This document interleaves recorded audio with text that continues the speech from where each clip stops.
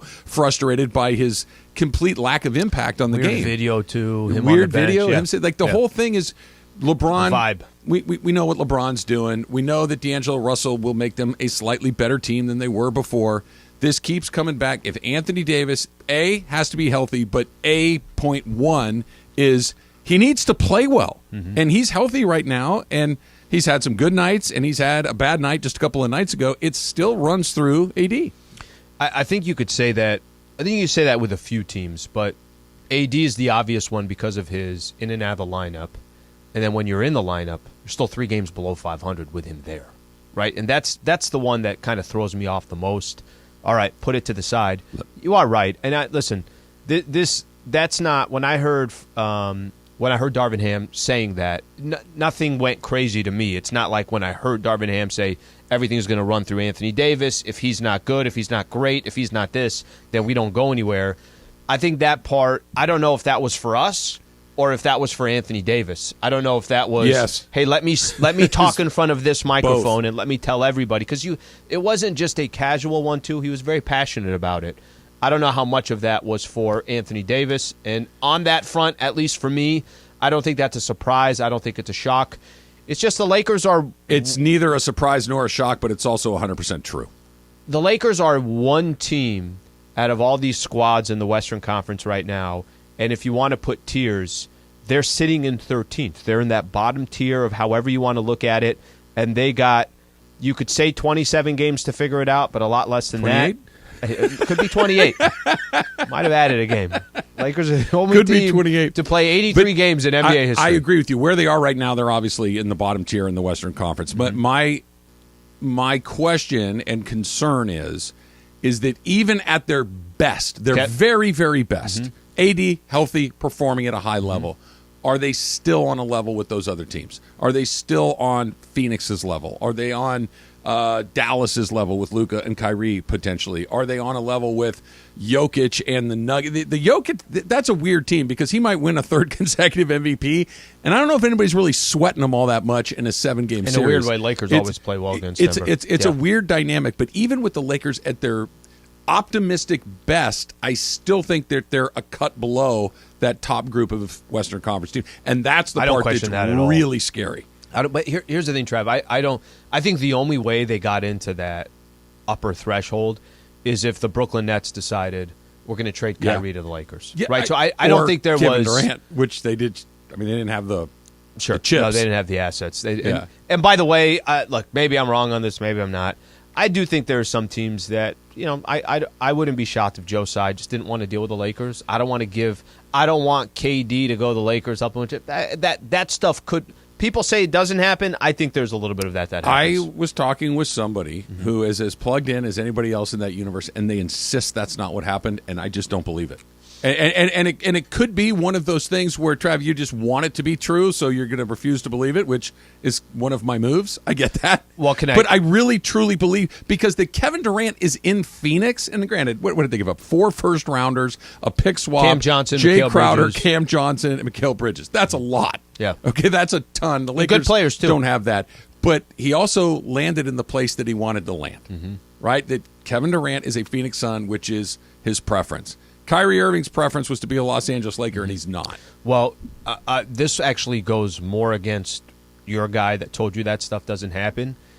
If the Brooklyn Nets were trying to make a deal to keep KD happy and bring in some guys, some rotational players, Dorian Finney-Smith and Spencer Dinwiddie technically would be coming in to be starters, right? Keep them. They're not going to go compete with the best, but that was the idea. Well, then a Laker deal actually would have made more sense, because a Laker deal would have got you money off the books with Russ, and it would have got you 2 first-rounders.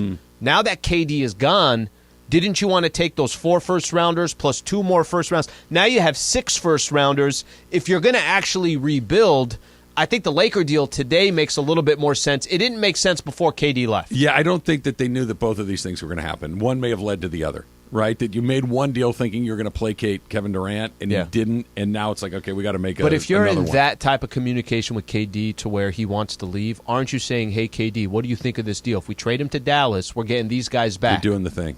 You're doing the thing. Kevin Durant is unpredictable. I know, unpredictable, but can't he unpredictable. just simply say, I don't like the deal? The next day he could say, you know what, upon further reflection, I don't like it.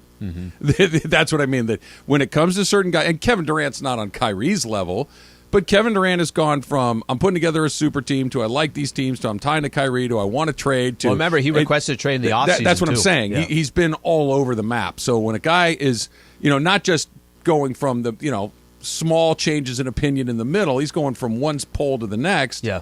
It's a tough guy to throw your chips in with and say, I'm just going to expect him to do the rational thing. It's not how that goes. I want to play this for you real quick before we go to Taylor's Hey Did You See? Dave McMenamin was on the NBA show, the trade deadline show, and had this to say about Russell Westbrook leaving the Lakers. And as one source told me, you remove a vampire from the locker room. That meaning a vampire sucks the blood out of the locker room. Russell Westbrook moves on.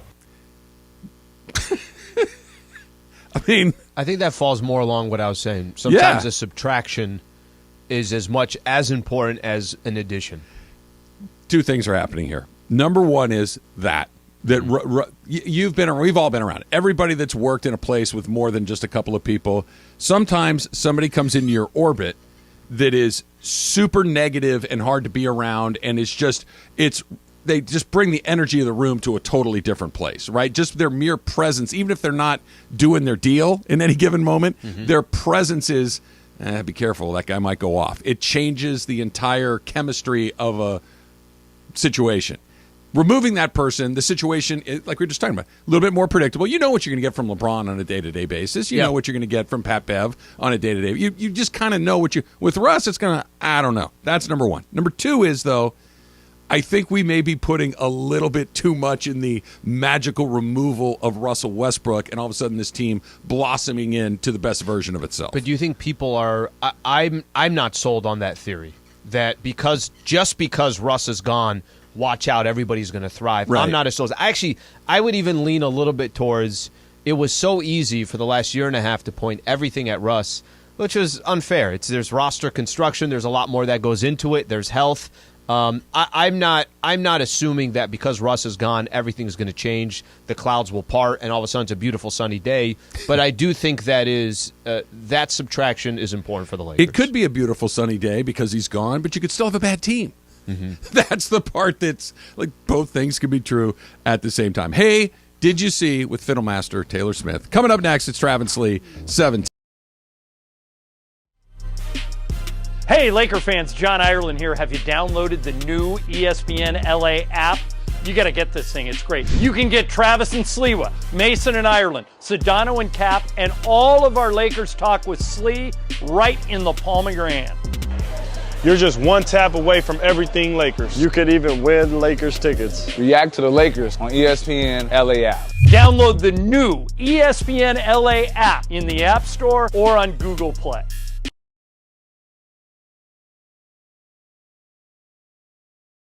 Yo, what's going on, everybody? Hey, we're in the 909. You can see it right here. Food, beer, fandom here at Yamavan. I'm going to tell you this, that on the day of the big game, right here in the 909, for every touchdown scored, we're giving away $1,000. They should never have done this with me, because I'm like, yo, now I want to give away a whole bunch of your money. $1,000 per touchdown on the day of the big game. We'll see you here at the 909 out here at Yamavan.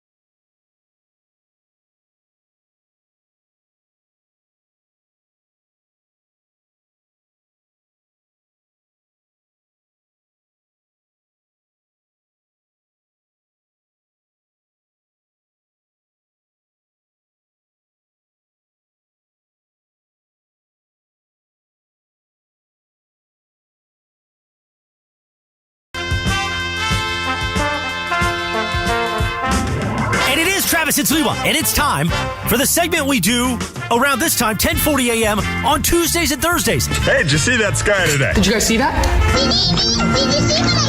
Basically, the days we don't do Ask Slee, we do this thing. It's called Hey, Did You See? Did you see that? I saw it, I did it. Did you see the memo about this? I mean, I'm excited. You can tell by my read. Hey, did you see? Did you happen to see? It's time for Hey, Did You See? Hey, man, did you touch my drum set? Have you read this? Right now on Travis and Sliwa. I enjoyed yesterday's show. 3 hours and 8 minutes of commercial-free Trav and Slee. You went 9. You went 3-9. Did I? Did I give you an extra bonus one? I kept looking at the clock. I'm like, why is he still here? But I think my favorite part about yesterday was, and I like just about everything, I like that you brought your fiddle in. We should make that a thing that you do occasionally. Little telethon? Yeah, feel something. to it? Yeah, I like that. I liked listening to you play your music. It flew by yesterday, actually. It really did. Fast show. It really did. What do you got for us? All right, guys. Did you see the average American's dream home is 2,800 square feet? So, Sliwa, what would you want in your dream house?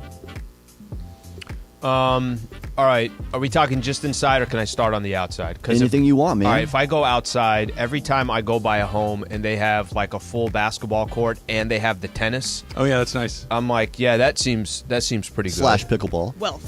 No pickleball. Wealth is correct. Can I have I want like a little area that's like a little Zen garden type of thing, just somewhere where you could just kind of sit, relax, and got to have fruit trees outside. Give me citrus. Give me some of that stuff. I don't think I want anything inside. I think I'm just going to have a tent. TV. I'm going to have a tent. You need a TV. Beanbags. I definitely want a room that has, here's the setup. Here are the TVs. This is where I watch my sports. This is where I kick back. Here's the couch. Here's the entertainment type of center. And then after that, she could have everything else. I got everything that I need right there. For me, it's two things. I've lived in big houses. I've lived in small houses. I've come to the size of the house is not that important. It's really not. You're wherever you are, it's gonna be fine. But big, small, or anywhere in between, it's fine. The two things that are incredibly nice to have. Can I guess? Sure. One, neighbors, a good neighborhood. That's a good one. That's not what I was thinking, but that is a good one. Okay, and then a backyard grilling situation. Close. A pool. I've had really lousy houses that have had a pool in the backyard that are terrific. There's always a good time if you have a pool in your backyard. Am I wrong on this? Because we didn't grow up with a pool. Does it get used? I can only speak for my own family. I feel like people have pools, don't use their pool. I can only speak for me. In the homes that I've lived in that have had a pool, I'm in it virtually every day. Almost from like Halloween till Valentine's Day, not so much because it gets a little cold, and I'm thrifty, as we've discovered, so I don't like to heat it, but I like a cold pool. I go in it almost every day. That's for me. Number two is give me a badass gourmet kitchen. We had a house where we had a slab leak, which if you are a homeowner, that's two words you really do not want to hear. And our entire kitchen got destroyed by running water that we didn't know was running in the walls. So we got to rebuild it from the ground up. It was awesome. It's amazing. We sold the house 6 months later. Gosh dang. But those are the two things, pool and a kitchen. All right, for me, I think similar to Travis, I would like a really nice kitchen situation. And if I could have someone else decorate my house, I think I have ideas for my house, but I'm so bad at executing them, like decoration-wise. So if I have I could have someone else decorate it. You want a decorator on staff? Yeah, exactly. Have you ever on staff, an interior decorator? Have you ever been to like one of those open houses and they got companies that come in, they stage it? Yes. I'm like, what the hell is this? How'd you guys do you know this? my mother? I great at swear that. to you, she should have a business. I've told her this 100 times. Yeah. That's what she should do, and she would be the best person in the world at that, because she comes in and goes, just put that over there. Hang, I'm like, that changes everything. How did you know how to do that? Why didn't you say that sooner? It bothers me. And then one other thing I would like, and this is my ideal house, pool as well, and a really cool theater situation. So I can have, I don't need movie theater seats, but I really need a really good couch and a big, large projector screen. All right, guys. Next up, good answers. Did you see that 6 in 10 American adults say that they feel at least somewhat attached to the community where they live? So, Trav, what's your favorite thing about the place where you live? That's a great question. Pickleball courts? There are pickleball courts. I do like the storage containers. My favorite part. Are you talking like neighborhood or like the municipality? It could, the surrounding city. The weather is literally perfect, even by California standards. It's ridiculously nice 9 out of 10 days. It's somewhere in the 70s. It's almost always clear and nice, and it's a pretty nice place to live. I'm not going to lie. I just like the climate and the temperament of the entire neighborhood. Suits me very, very well. I know most people know. It's not like it's a secret, but I don't think a lot of people come to Pasadena that live in Los Angeles. I think Pasadena's kind of just on its own. It's its own thing. And for me, it's a freaking really pretty pocket of Los Angeles. It is. And when you say what do you kind of like about the neighborhood, it's pretty much clean all the time. There's, at least where I live, there are stores, grocery stores, restaurants. Everything is pretty much within walking distance.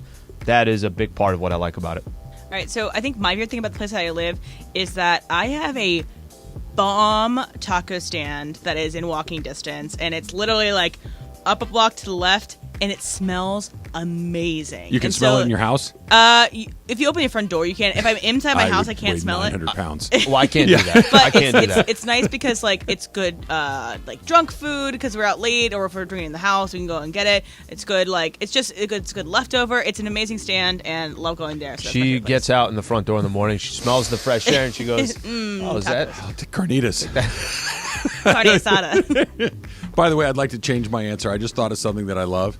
Everything is closed by 9 o'clock every night, and that's terrific in my neighborhood. I'm okay with that. Yeah, I'm okay with that. I love that. I'm okay with Get that. out of here. Keep it moving. We're all going to bed. Yep. It's nighttime. He sits on a board to change it to 7:30. Which is one thing I do not like about my neighborhood is that there is I don't know if it's the school nearby or if it's someone's backyard. They play brass instruments until midnight sometimes, and it's loud. They do everything but declare martial law in my neighborhood at 8:30. It's terrific. Military's coming in, guys. What do you got, Taylor? All right, next up. Did you see that 70% of kids in sports quit by their teens? So, Sliwa, what after-school activity, sport, or class did you quit when you were a kid? All right, I'm trying to think here. So basketball I continued to play. You used to always play, but this is when I was elementary school and middle school. Handball was the thing. Just the what? Playing handball. I've never played, but it always looks like the guys who are playing or have the time of their life. They always seem to be enjoying themselves. It used to be, at least back in the day. I stopped playing that I stopped playing football after middle school as well. So those are kind of the two sports I stopped playing. I think ping pong, there was a time where I used to play all the time. No, Candy Wreck, I used to keep playing it. Those are the ones I stopped Football? playing. Yeah. My turn? Yeah, what about you, Trav? You said or class, right? Yeah, it can be a class. Math. The second I was able to quit math, I did. The second I didn't need another math requirement to attend the university that I had my eye on, hence I was the done. schedule Hence situation. me being unable to count to 28.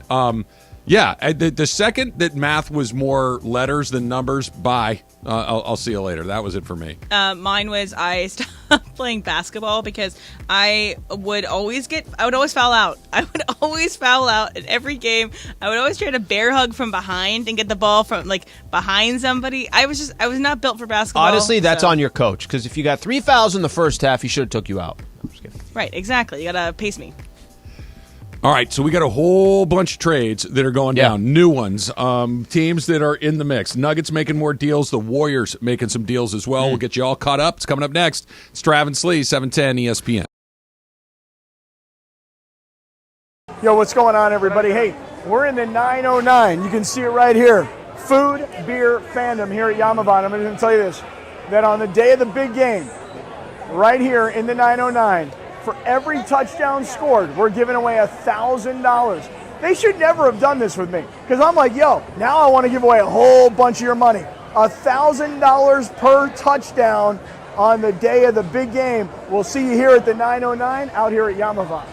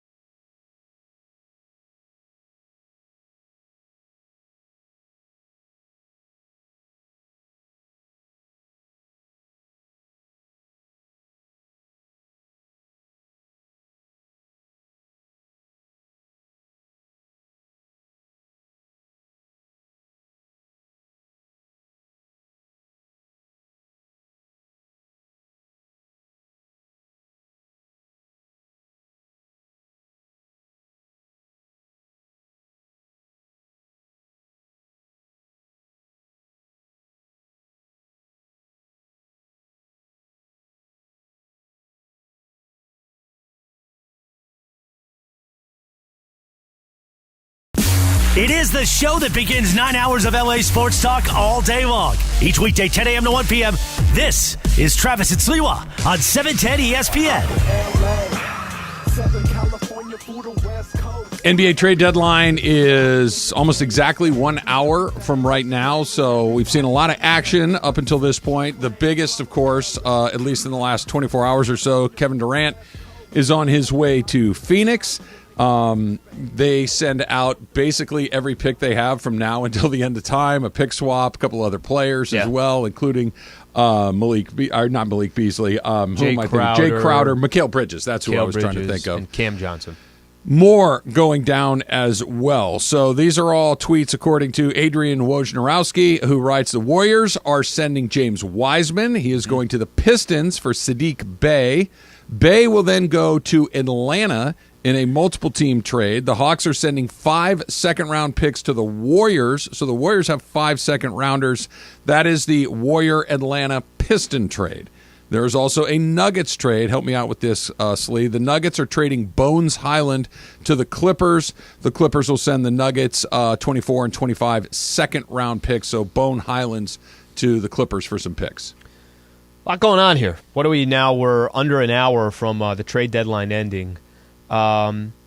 Don't you love when the trade deadline is really good? But doesn't it feel like this is setting up for the Warriors to send out Wiseman and get all these picks? It feels like the Warriors are about to make another move because that doesn't make sense. Yeah, that's gunpowder, right, to go make another deal. I'm assuming here, right? Yeah. Are you used to seeing this many second-round picks moving all the time? It's second-round picks everywhere. Yeah. And a lot of them. Yes. Well, it's not like just throw one in because it's multiples. So Lakers, when they got Rui, was 3 picks. Right. Now they traded Thomas Bryant. They got 3 picks. They got all second-rounders. All second-rounders. So you're right. Yeah, is that more just like the shotgun approach? Like, look, we're just going to take 3 guys and hope one of them turns out to be a good player. Well, it happens with the Lakers. Is it that? The Lakers are actually draft really well in the second round, so I think guys are starting to see now there's better players coming up and throughout the or college it's just ranks. Trying to also just get some of those assets back that you can maybe use for another deal. So those are the tweets according to Woj. Here are the tweets according to Shams. there are more. The battle. The Thunder are trading Darius Baisley to the Suns for Dario Saric and a second-round pick. There you go, Berg. Another second-round pick in there for you. They're all there. And then this one, as far as second level, we're not talking Kyrie, we're not talking KD, we're not talking Megas. This may be the most interesting one I've seen so far. The Bucks get Jay Crowder from the Nets, 5 second-round picks. Jay Crowder is interesting because when it's a good fit for him, he makes a big difference. He's an idiot, but yes. Yeah, he's done some really stupid things along the way, but when he plays, Al, and he's in the right spot, he's a good player. So let me say this. I only say he's an idiot because I just hate the fact that he sat out all season because he was bothered that Cam Johnson was going to start over him in Phoenix thinking, I'm going to create more value for myself because I'm an unrestricted free agent this summer. What the hell are you doing? Just play. But just to play off what you just said, he's a good player. And Jay Crowder's just landed on a very good team. And Jay Crowder has been in the mix of a lot of teams that are competing in the playoffs, the Miami Heat, the Phoenix Suns. Don't you feel like in every playoff series, I'm like, why is Jay Crowder there again? Jay Crowder is like always in the mix of those teams. Because he hits a big three-pointer over in the plays corner good out of defense nowhere. and Exactly. A typical 3-and-D guy that you need. He's on the court at the end of important games. Yes. Is there something that you can say about it other than he's a great player? He's on the court. And he's on the Bucks. At the end of important games, they will be playing a lot of important games, and he's going to be on the court. Now you've got Middleton. Yep. You've got Giannis. Giannis. Yep. You've got Holiday and Crowder. It's a good team. You're good. By the way, I still have kind of sat in the East saying to myself, I don't pick Boston until somebody beats Milwaukee fully healthy. So if they're fully healthy, let's see what happens. Here's another one. I don't know if really anybody cares about this nearly as much. The Hawks trade Justin Holiday and Frank Kaminsky to Houston for Garrison Matthews and Bruno Fernando. Yeah, that should not be on Twitter. That should have been a Houston Chronicle. If you are a big Bruno Fernando guy, your man has moved. The other guy, the Garrison Barnes, what's his name? Garrison Keeler? Yeah, I don't know that guy. I'm going to throw this one. Garrison Matthews. You said the OKC trade. Yeah. So Darius Baisley going to the Suns. So just real quick on that, the Suns got Kevin Durant. They gave up every wing player that they had. Jay Crowder, Mikal Bridges, who plays 2 but was runner-up defensive player of the year, Sure. and Cam Johnson, who's also another wing player. So they bring back somebody who's super young. I know we're not watching a ton of Thunder games. 22-year-old, 6'9" wing player. So now it's a little bit more whole for the Phoenix Suns that they got the proper players Okay, around let's KD do a and little everybody game else. here real quick, guys. I'm just going to go through. Don't give it too much thought. Your initial reaction to it. I'm going to pick some teams at random. What we've seen so far. Milwaukee Bucks better or worse than they were a day ago? Better. Yeah, they're solid. Better. Better. And already solid. I was going to say, they are already Didn't a game take and a much. half out of the top spot in the Eastern Conference. They just got better. The Celtics, better, worse, or the same? The Same. They're the same. They really haven't done anything yet, right? They did one move. It was a small move. And they're one of the few teams that they're okay. They don't have to do they don't anything. need anything. Yeah. Okay, most of the other action has been in the West. The Denver Nuggets, better or worse than they were yesterday? Better. I think better, so, too. Yeah, slightly better. I think but they so, were already too. really good, too. So only because Thomas Bryant is a they good don't have a player. backup center. They have a backup center now. Right. And they gave up. I think the requirement this year was you have to include a second rounder. Like More you than said. one. Right? You have to. You can't make a deal unless second rounders are included. It's like the ante in poker. So it's You okay have for them to put it it's in okay. there. I mean, getting rid of Bones Highland in that situation, though, is a little bit odd, so it might make it like an even. Actually, Highland I really like. I forgot about so that. do I. like So Highland. being a six-man for the Clippers now is actually Denver, a pretty better or solid- worse? Even. Even for you, Al, you Even. say better? I say forgot better. about Highland. I lean now more towards even. Okay. I like Highland. I think they're better with Thomas Bryant because it allows Jokic to take a breather occasionally. So far, Thomas they Bryant's haven't been having a able to good do it. season, He too. is. Memphis hasn't done much. Sacramento hasn't done much. Dallas Mavericks, better or worse? Better. No Better. question. Well, yeah, you gotta no say question better. about it, Yeah. right? They're By the obviously way, go better. back to Memphis. They've probably gotten worse because they haven't made a trade. They're gonna start dropping a little bit because they haven't done anything to get themselves better. Say into the same top. thing about Sacramento, Taylor. That they just kind of sat tight so far. Are they going the wrong direction by doing nothing? Personally, I like it because they haven't had success for so long, and this group of guys is doing well together. I just want to roll with it, honestly. But let it build. You're not going for it this year. I was going to say they're in a position too where you just make the playoffs and maybe That's win a a win. round, and you're saying to yourself, "We're building something." Here's so another they don't one. have to do something. Celtics just got Mike Muscala from Oh, the that was the OKC one. Thunder. Yeah. Yeah, Okay, I mean- so whatever, a little bit of shooting. He hits a bunch added of to the threes team. against the Lakers, and everyone's like, "Oh, let's bring him." Dallas, we talked about. Phoenix, we can just keep it moving, right? They got Kevin Durant. They're Yeah, obviously, that's a lot obviously better. This Clippers at this point, They got better. they got better. Bringing in Bones Highland, they got better. Okay. They probably needed a couple more moves, but Pelicans they got better. haven't They really got better. done much. Minnesota, nobody cares. The Warriors, better or worse than they were a few hours ago? I mean, getting rid of Wiseman is probably a net positive overall. You'd have to think. If they don't do anything else, then I think they just You have to Kinda think stay where they are. in the next hour and a half, because things come after the 12 o'clock deadline. Yep. You have to assume they're going to do something if they just got 5 second-round I agree. picks. So that I don't think they're and to done. get rid of Wiseman and not have and to really not get anything back, I'm assuming there's another deal to be had. And then the biggest- You would think that if they kept Sadiq Bey, though, that probably would have been a good move for them, right? So to push them over for 5 second-round picks, they have to have something else in the works. The biggest one of all, as far as we're all concerned, Yeah. are the Lakers. Thomas Bryant is out. They get Yeah. 3 second-rounders coming back. D'Angelo Russell, Malik Beasley, and Jared Vanderbilt are here with the Lakers. Russell Westbrook, a first-rounder, and Juan Toscano Anderson on the way out. Better or worse? Definitely better for me. Definitely better for me. A lot better or No, better? not a lot better, just better. And that's the thing. Like They're not going to go to the 3 spot because of this. the Suns are a lot better. Dallas is a lot better. Milwaukee is a lot better. Like these are the Well, teams. just stay in the West. All the that- West teams above them got better better by a larger margin. You think? than what the Lakers Than did. what the Lakers did. And this is what I'm talking about. Like it feels like those other teams went from. I'm trying to think. If we're doing 1 to 10, let's say that the Mavericks were a 5.5 before. Yeah. They feel like they're a 7.5 or an 8 right now. The Suns, if they were a 5.5 before, feels like they might be a 9 right now. The Lakers were a 3. Now they're a 4. Is that how they've improved themselves? They were a 3. I would say they're a 5. Okay. Yeah, I would agree with that. But that's what I mean. We're just It's the whole incremental. thing moved up, and you didn't jump anybody in the grand scheme of things. So to get into the, do you want to say the 6th spot or just get into the play-in? Just get in the play-in. They have to jump over I look Oklahoma at this City, so differently Utah, from you guys. Portland. I'm not looking to jump into the play-in. I'm looking to they have a chance. I'm looking to do the Lakers have a chance to really scare the you-know-what out of somebody in a playoff series. That's what I'm looking for. If you want to answer that, you can. But otherwise, I think that with what they have now, having shooters, they probably, hopefully, they still make a couple more moves. Maybe bring in a backup center, somebody that can be a rim protector. Bring in another 3-point shooter. Gabriel in that role, Al? He's got a lot of energy. It's a big difference. But I think part of the reason why they were okay with letting Thomas Bryant go, I think they're going to go smaller. I think it's going to be AD, Rui, Braun. I don't think they're going to. Wenyen will come in. He'll kind of get some minutes, but I think they're going to go. I think they're going to go smaller. But I think with what they have, as long as Anthony, we've been saying this forever and ever, but as long as Anthony Davis and LeBron James are healthy with what they have, and you're shaking your head, and I don't like it. They have a chance in the playoffs. Look, this isn't Travis Rogers saying this. This is Darvin Ham saying this. You left out the most important part. He needs to be healthy and play well. Yes, he did not play well. He needs to be great. He needs to be great. Yeah, that is not. He needs to be what he was 2 months ago. He needs to be available to play. He needs to be available to play and be the best player on the floor virtually every night. I'll just say this. I'll say this. Far from a guarantee. It's very, very difficult to have a honest conversation about the Lakers. And like you said, I want to know, is this moving them into, you care about, are they getting into championship contention? You're saying, are they going to make the play-in tournament?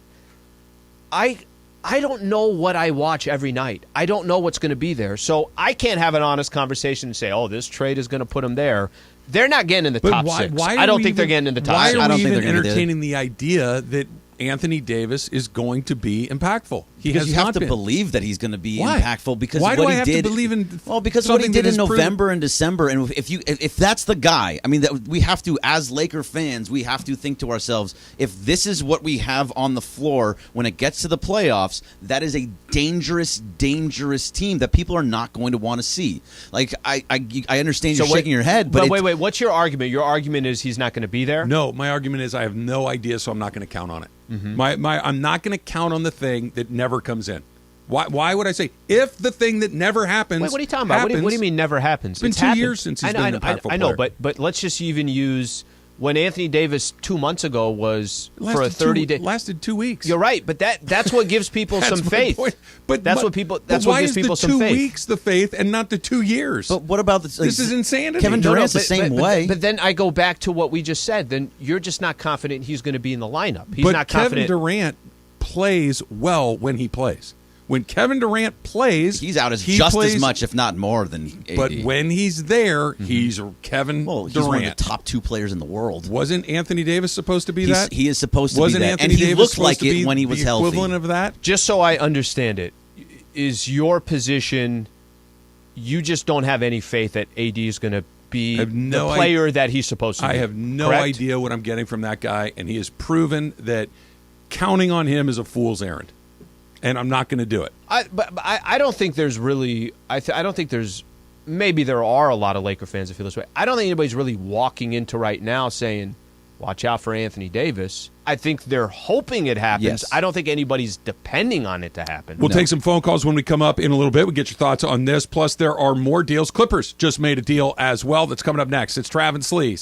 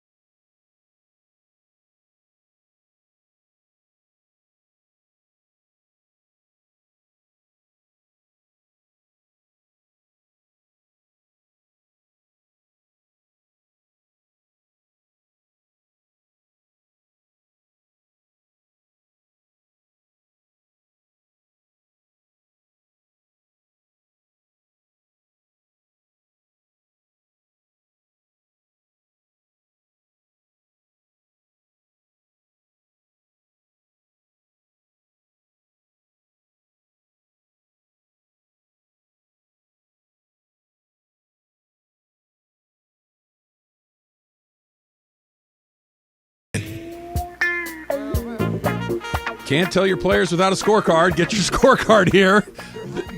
Happening so fast right now. They're happening very, very quickly. Freaking ordered a Jay Crowder jersey yesterday before he got traded again. Kind of a bummer in one very small sense. Never get a Jay Crowder jersey. He's in a different team every year. The NBA trade-a-palooza that's taking place right now is affecting my ability to get to Artie Moreno talking about Shohei Ohtani. I had no idea he was this funny. I didn't know Artie Moreno had a sense of humor, but he does. And if we don't get to it today, we'll get to it tomorrow because he said something that made me LOL this morning. So that's coming up in a little bit. Here's the latest involving the Clippers. Pay attention because I think there's 17 teams involved in this deal. The Rockets are finalizing a deal that will send Eric Gordon to the Clippers. Okay, the Grizzlies are sending Danny Green to the Rockets. The Clippers are sending Luke Kennard to the Grizz, who are sending 3 second-round picks to the Clippers. There's a Laker trade. Okay, put all that aside. What do you got? The Los Angeles Lakers going to Shams Charania. The Los Angeles Lakers are trading Patrick Beverly to the Orlando Magic for center Mo Bamba. Mo Bamba's a Laker. Mo Bamba's a Laker after 7 years of trying to get Mo Bamba. Mo Bamba coming to the Lakers. There's a three-point shooter mid. So maybe they're not going center. small, Slee.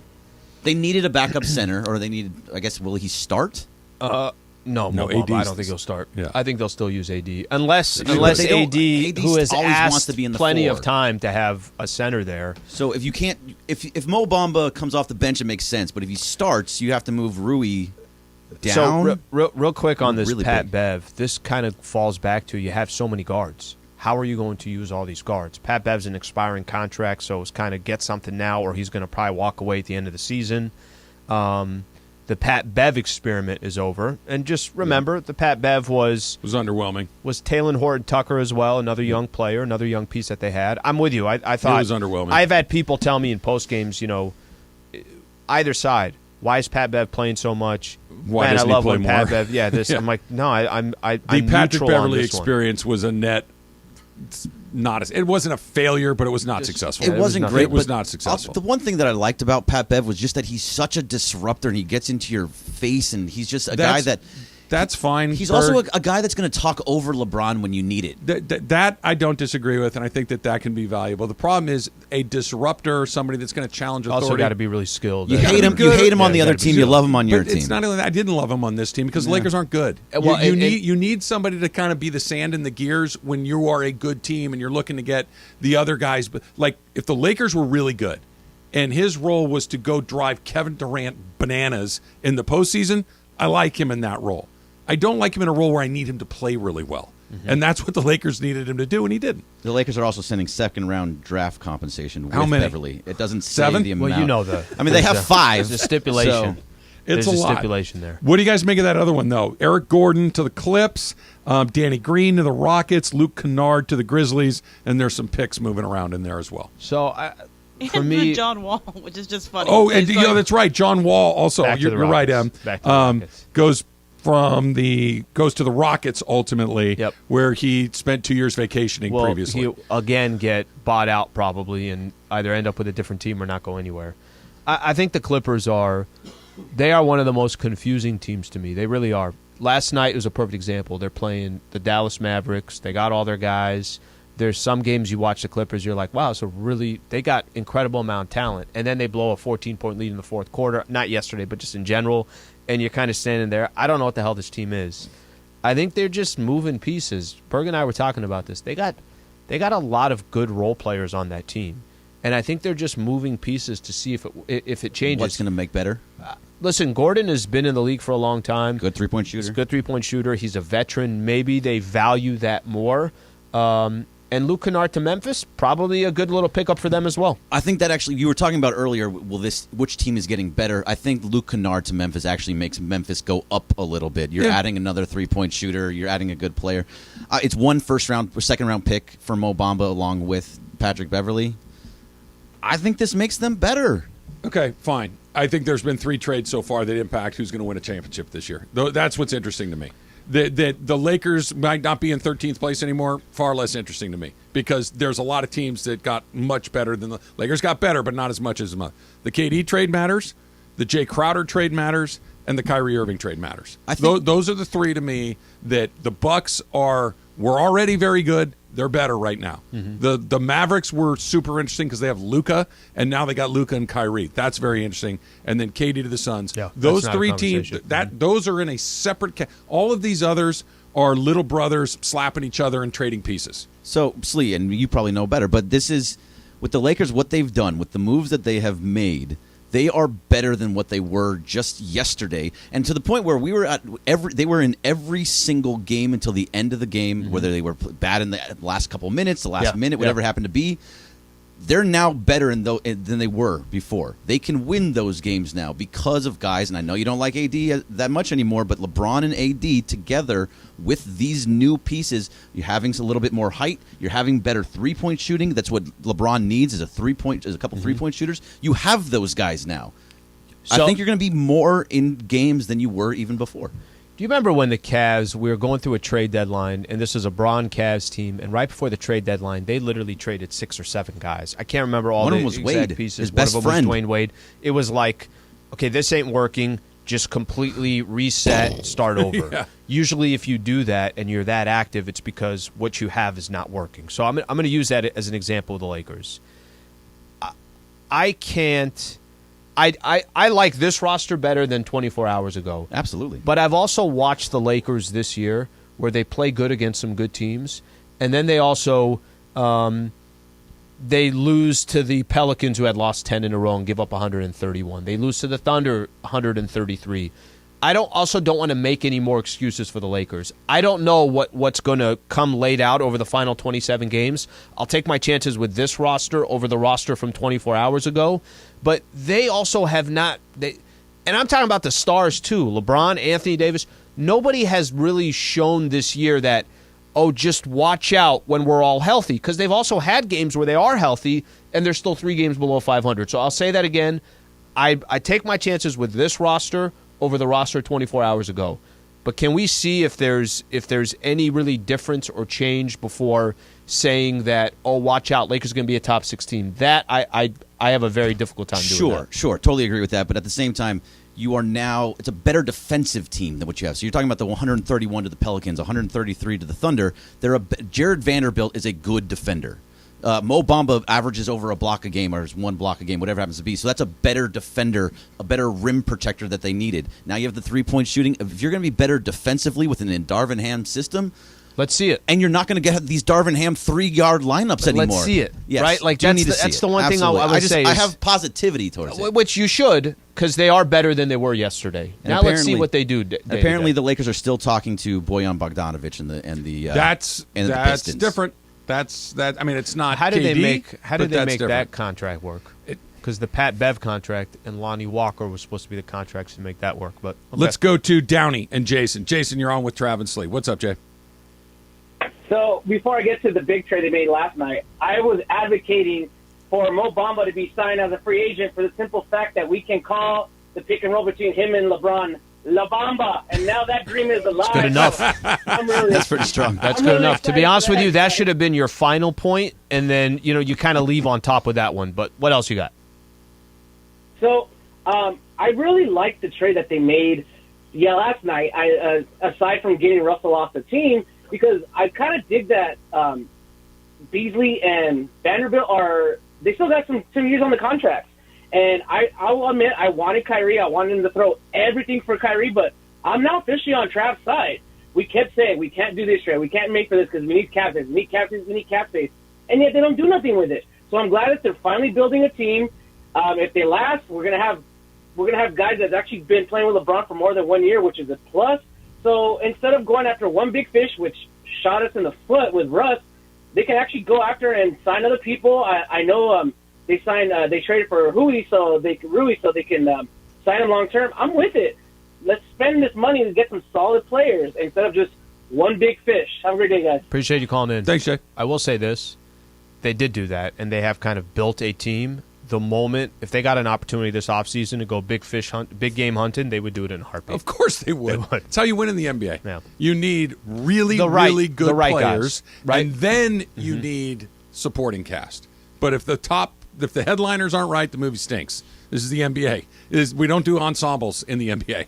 Right. Very, very rarely do you get a Pistons or they 04 Pistons. Yeah. That's the exception that proves the rule. This is a headliner Mavs, league, and yeah. the Mavs have headliners. The Suns have headliners, and Crowder is a really good supporting actor for a team that already has a bunch of headliners. Is anybody All else? of this, Is anybody else just swiping down on Woj right now? My head just is constant. exploding. This is amazing. This is amazing. All of this breaking news on 710 has been brought to you by Valvoline Instant Oil Change, home of the 15-minute drive-through oil change. Visit SoCal Oil Change for locations and coupons today. Factor Cap coming up next. It's Trav and Slee, 710.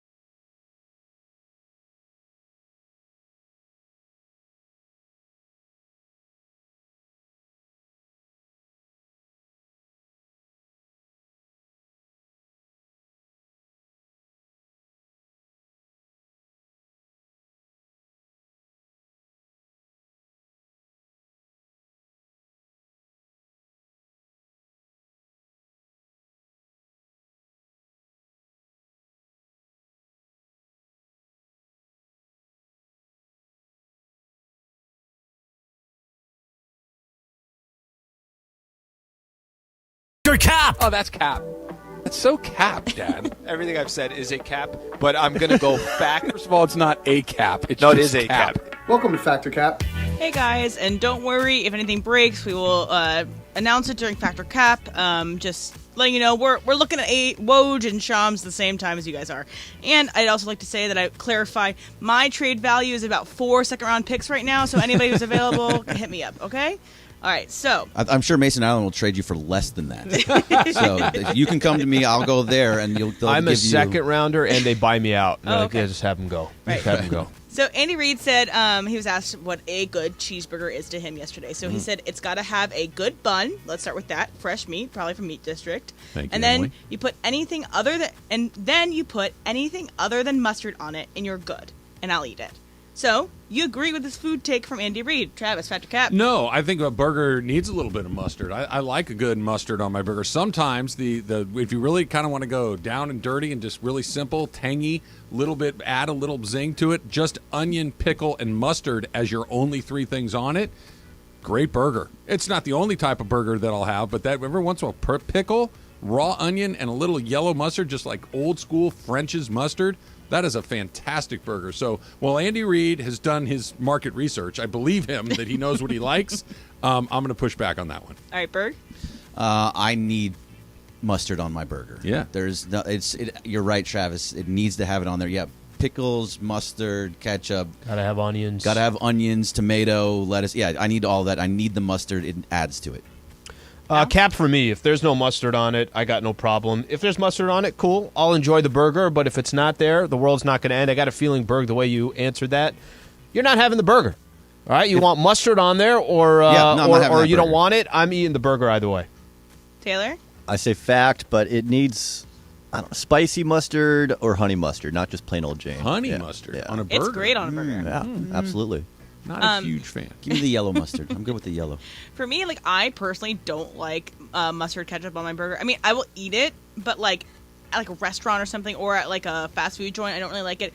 I prefer mayo, and I know you don't care for mayo or whatever, but I'm a mayo person. I'm not a anti-mayo jihadist or anything like that, it's on my burger I could live the without mayo it. conversation is you lose friendships. Yeah, it's fine. Some people get upset. If you bring me a sandwich and it has mayonnaise in it, I'm fine. Yeah. We're good. I'm going to think a little bit less about you now. Yeah. I'm very much on the no mayo period side. All right, well, that's lame of you. So Brandon Marshall, a former football player, said this to Patrick Mahomes yesterday at his press conference. All right, brother. So how you doing? Good, man. Good. All right, great. Rihanna came out and said that you are the greatest quarterback ever. Hearing that, how does that make you feel? It makes you feel great. She's gonna crush it at halftime. I have family members that I think are more excited about the halftime show than they are the game. And so whatever Rihanna says is like the gospel. So I'm glad that she went with me for that honor. She didn't. She didn't. I was just messing around. Oh man. You got me up here smiling and smirking. First, I love Patrick's laugh at the end. It's great. And well, that was jacked up. Right. So, this is mean. Alan, Patrick Cap. Fact. I was sold on it. That's the first time I had heard it. Heard this clip. Yeah, I guess in environments like that, when you feel like somebody's asking you a real question, and it's that, by the way, of course, the fact that he's not the greatest quarterback of all time, but he's taking the compliment. He's all this. He's trying to be humble about it. He's like, really? He's like, no. That is a little jacked up. I say yes. Fact. That's messed up. Berg? That's Cap. I think it is great. I love it so much, and you're probably going to hear this again later on because I already have it in What's Up Fool for later. But either way, yeah, I love it so much. I think it's. I love when ex-players come in and they talk to the other person and they mess around with them. It just makes it more fun. I don't want to hear some straightforward answer anymore. That's what Super Bowl is all about. The key part of this is that it's former player Brandon Marshall. If this is NFL reporter Joe Blow, it's stupid and unnecessary. If this is probably never getting an interview again. Yeah. Get out of here. Get him out of here. If this is one of these people that shows up at Media Day, or as it's called now, opening night at the NFL Super Bowl week, it's much, much different. Then it's, you show up your wedding dress, but this is Brandon Marshall pimping someone that probably they have a relationship. They probably know each other a little bit, and he's kind of, I know you like Riri, so I'm going to kind of throw one out there and see if I can get you. I like it. Taylor? And yes, I said Riri. I say Cap, kind of what Trav said. It's dependent on the relationship. They probably know each other from first day they met yesterday. Yeah. If that's the case, it's a little screwed up, but if they know each other, it's all good. All right, so we all know the Super Bowl is happening this Sunday, but when I was a kid, one of my favorite parts of Super Bowl Sunday was not just the Super Bowl itself, but the Puppy Bowl on Animal Planet beforehand. So you have watched the Puppy Bowl. Greg, Patrick Cap. It's fact. The very first time they had it, I watched it, and I was like, oh, look at that. Cute puppies. And then I changed the channel. It was nice, but it's fun for a moment, and then I was kind of done. But yes, fact, I did actually watch it for a moment. Trav? I have not seen it, so it's Cap for me. It's adorable. I'm sure it is. It is. I mean, look, I like to kind of poo-poo things occasionally, but even I can't poo-poo puppies. They're puppies. You'd be a bad guy. Yeah, I mean, they're puppies. I dare you. You can find the most hardened, jaded, cynical, bad guy in the world. Put a puppy you in put front a couple of him. puppies in front of him, he's like, yeah, that's pretty great. I mean, they're puppies. Of course it's great. Al? Fact, I've watched the Puppy Bowl, but Berg, I kind of sit with you. I've seen it. I have not. Oh man, I missed the first quarter because the Puppy Bowl was going on. That hasn't happened to me. Well, they're not at the same time. Just it I is watched the pre-one. replay. It was on NFL Network. I've seen it before. I kind of forget about it. That makes me want to tune in a little bit for a quick second, be watching the game with my girl. Like, okay, let's see what's going on there. I know she'll like it, and go from there. When do you guys start to kind of plug into pregame and all that stuff? Because it starts at 7 o'clock in the morning, right? You don't have to see it. When do you turn on the channel that's going to have the game and start to kickoff is what, consume it? 3-ish? 3? I'm probably 2:30.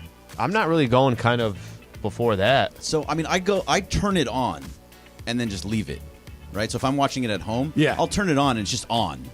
But then I won't actually sit down and start paying attention until 2:33, like right before kickoff. Yeah, I kind of split the difference. I think 2 or so. Yeah. Just kind of get a little color for what's going on as I'm hoovering chili. Yeah, I'm hosting a Super Bowl party for the first time, and I'm also cooking and everything. Yeah, sorry guys. Everybody in this building needs to calm down about what they do and don't get invited. Would you like to come to my friends and I's party? Probably okay, not. There's a lot of people See, that don't like football. definitely good job by you. Yeah. Good job by you saying, hey, you're welcome to come. No, thanks. It's just nice to be invited, Trav. Sure. Me and my other Gen Z friends that also don't watch football. But I'm probably going to have it on while I'm cooking and all that good stuff, and I have people coming over at 2:30. But, again, they don't care about football, so I think that we're not really going to talk about 2:30 is right it. time. Yeah. All right, Taylor, you've watched the Puppy Bowl. Fact or cap? Cap, I've not had the privilege to watch it. It's still going on. I should tune in. Yeah, tune in. And got cute little puppies. They essentially just run around on this fake little field. They have little water bowls. They got a little food bowl. They got toys and stuff. They have people play-by-play doing it. It's very cute. It's 8 hours. Really quickly, guys. Berg, what just went down? So Adrian Wojnarowski just says that the Hornets are trading center Mason Plumlee to the Clippers for Reggie Jackson. The Clippers are shaking up their deck a little bit too. Yeah. Kennard gone, Reggie Jackson gone, and bring in Eric Gordon, Bones Highland, and now Bones Highland, big and Plumlee. And Plumlee, yeah. Oh, making moves. We still got about 20 more minutes, so we'll make sure we keep you updated as we go along. So it's kind of become more in vogue, I guess, or something that's a little popular or gimmicky to do with your stadiums. But this is something that's happened at the Super Bowl for, I think, the past couple years. But they've converted one of the suites at the Super Bowl into a hotel room where 4 guests can win a contest and stay at the Super Bowl, essentially wake up in State Farm Stadium and then, have their suite be a hotel room. So you would stay at a hotel in a stadium. Taylor, fact or cap? Fact, I like this not for the night before, but for the night of. Exactly. Because right. you can just crash there. You skip out on all the traffic. havoc. Yeah, the traffic and all that stuff. It sounds like a fun night. Trav? Yeah, I'm with Taylor. I was going to say the same thing. The night leading into the event, I have no interest in. The night following the event is perfect. I think the Rogers Center, or whatever it's called now in Toronto, has hotel suites attached to the ballpark where you can stay there. There have been instances of people forgetting to close the blinds as they're enjoying each other's company, where you can see in. So you got to be a little careful in these situations. But having, I would need the ultimate maid service, right? Where I wake up and I need you to get rid of all the beds and bring in all the food. I don't need hotel room food, all those things mixed together. That seems like something I wouldn't enjoy. Not eating food in bed? Beds and food to me are very separate endeavors. All right, Berg? I'm with them, too. They actually swayed me. I was going to say cap, but then now I'm definitely the night of. Yeah. Absolutely. You get wasted and crash right there. Eat, and don't have to go anywhere. Don't have to get an Uber and feel sick in the back of the Uber. You can just, go lay down and go to bed. Love it. I think it's great. Al? I'll go fact on this. Actually, doesn't really matter the night. I think it's a cool concept. It's different. I don't think I'm going to do it once a month, but I will do it for an event like this.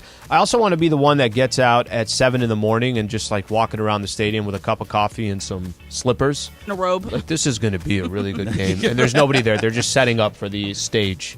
But I'm one of fact the on this suites one. and just staring out at the field. So we've all had it this. all in. There's nothing quite as odd. It's not totally unpleasant, but it's very, very odd being in a stadium that's empty.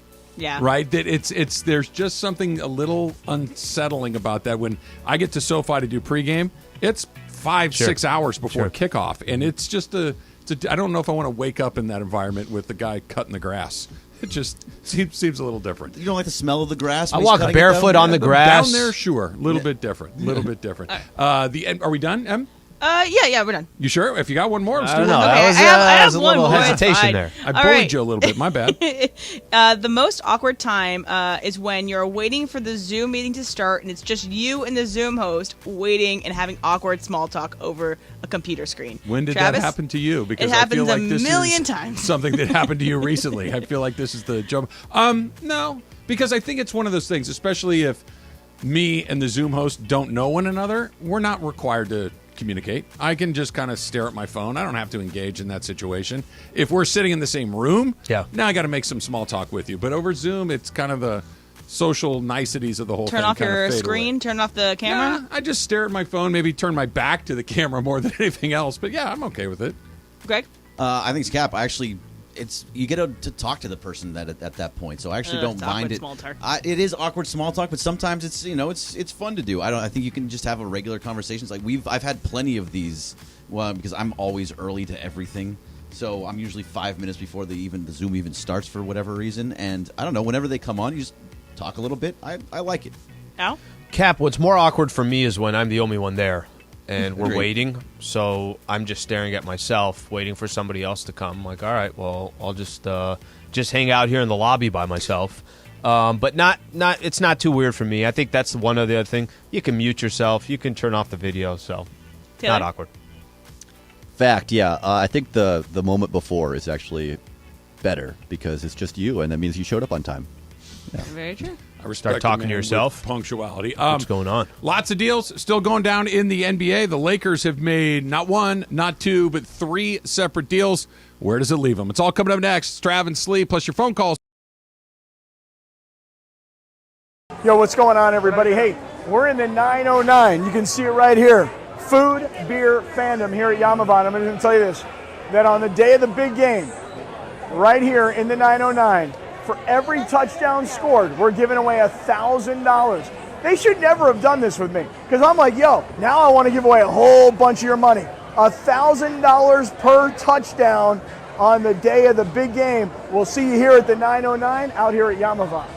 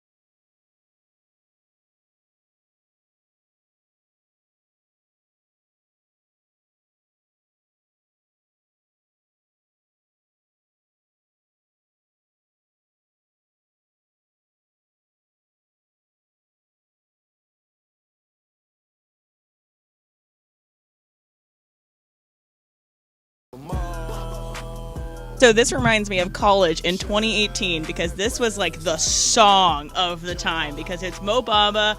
Everyone goes crazy. It's really fun. That's me in college. Crazy. That needs to be a drop immediately, Taylor. That was fantastic. I'm sure I'm wrong when I say this, but I think that's the first time I've ever heard that song. Oh, I've definitely heard the song. Yeah, I don't. This doesn't seem like your jam anyway. No, it's not my lane. No. And occasionally when I do dip my toe in that lane, I never ran into that one. Okay. You didn't go this way? Yeah. Small story about this too. A house at our college, they played this song. Everyone's jumping up and down. Floor fell through. So that was a fun time that happened there. And that house was old. Like when you you've made a mistake here because now I have a million questions on this. Go ahead. What do you mean the floor fell through? Okay, what does that mean? People were in a living room of this old house, and they were jumping up and down. Okay. And then what was underneath the floor? Right. Second just the floor, basement. third floor. So everyone fell into the basement? It wasn't that deep though, so it was okay. There was no injuries, and everyone was More than a okay. foot? But people just fell through and landed in the basement. This sounds like a tragedy. Like I came Action in way News too late. on the scene where house party gone bad, people fell through the floor. Everybody was okay. Like, everybody worked fine. They just had to. How deep is Yeah, this that's basement? like a basement is at least has an 8-foot It ceiling. could be Right. one of those like crawl space. It could be crawl space, one of those like raised houses or whatever. Yeah, but so she said you're basement. only like 2 feet down or something along those But lines. basement, you have to be able to walk into.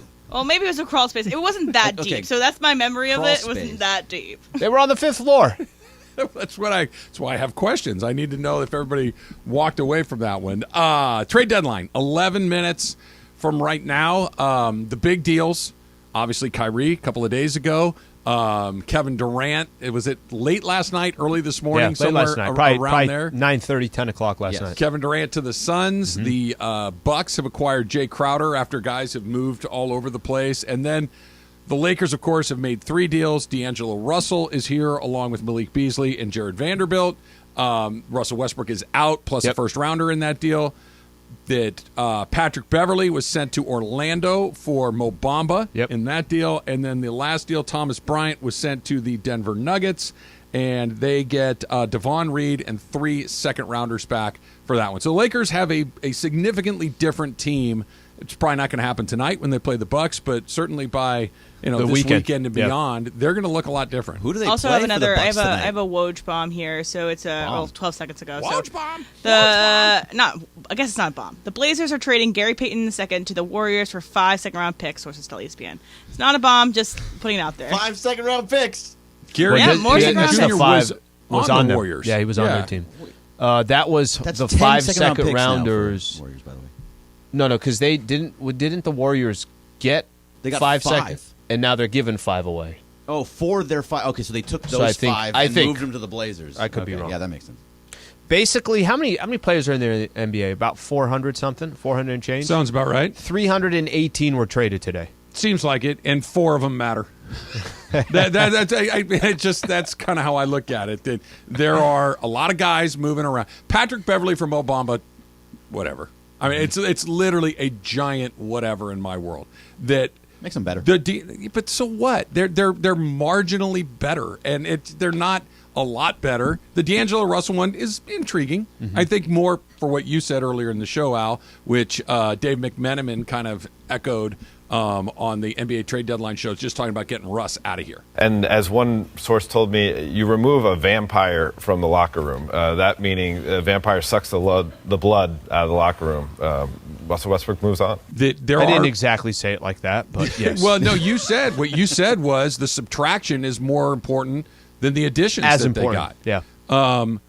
I think that there's potential in there. I think that having Russell Westbrook gone will lighten the tension, will lighten the mood, will make people maybe a little bit more eager to do whatever it is that they need to do. But I don't think that it solves their general problem, which is there are a lot of teams in the Western Conference that are a lot better than they are. So I don't think there was anything that was going to solve the problem of go from 13 to you're a top 3 team in the Western Conference. Right. So I think this is Maybe what Kyrie. they were. Kyrie was the one that made you go, eh. Kyrie was the one, and I don't think they could have done anything about that. Right? I think that ultimately You didn't have the pieces. he got traded to the Dallas Mavericks, and even if you had the pieces from a draft compensation, I don't think the Nets wanted to do a deal with the Lakers. I don't really put that on Rob. I just don't think there was anything else that they could do. But let me just add this on there.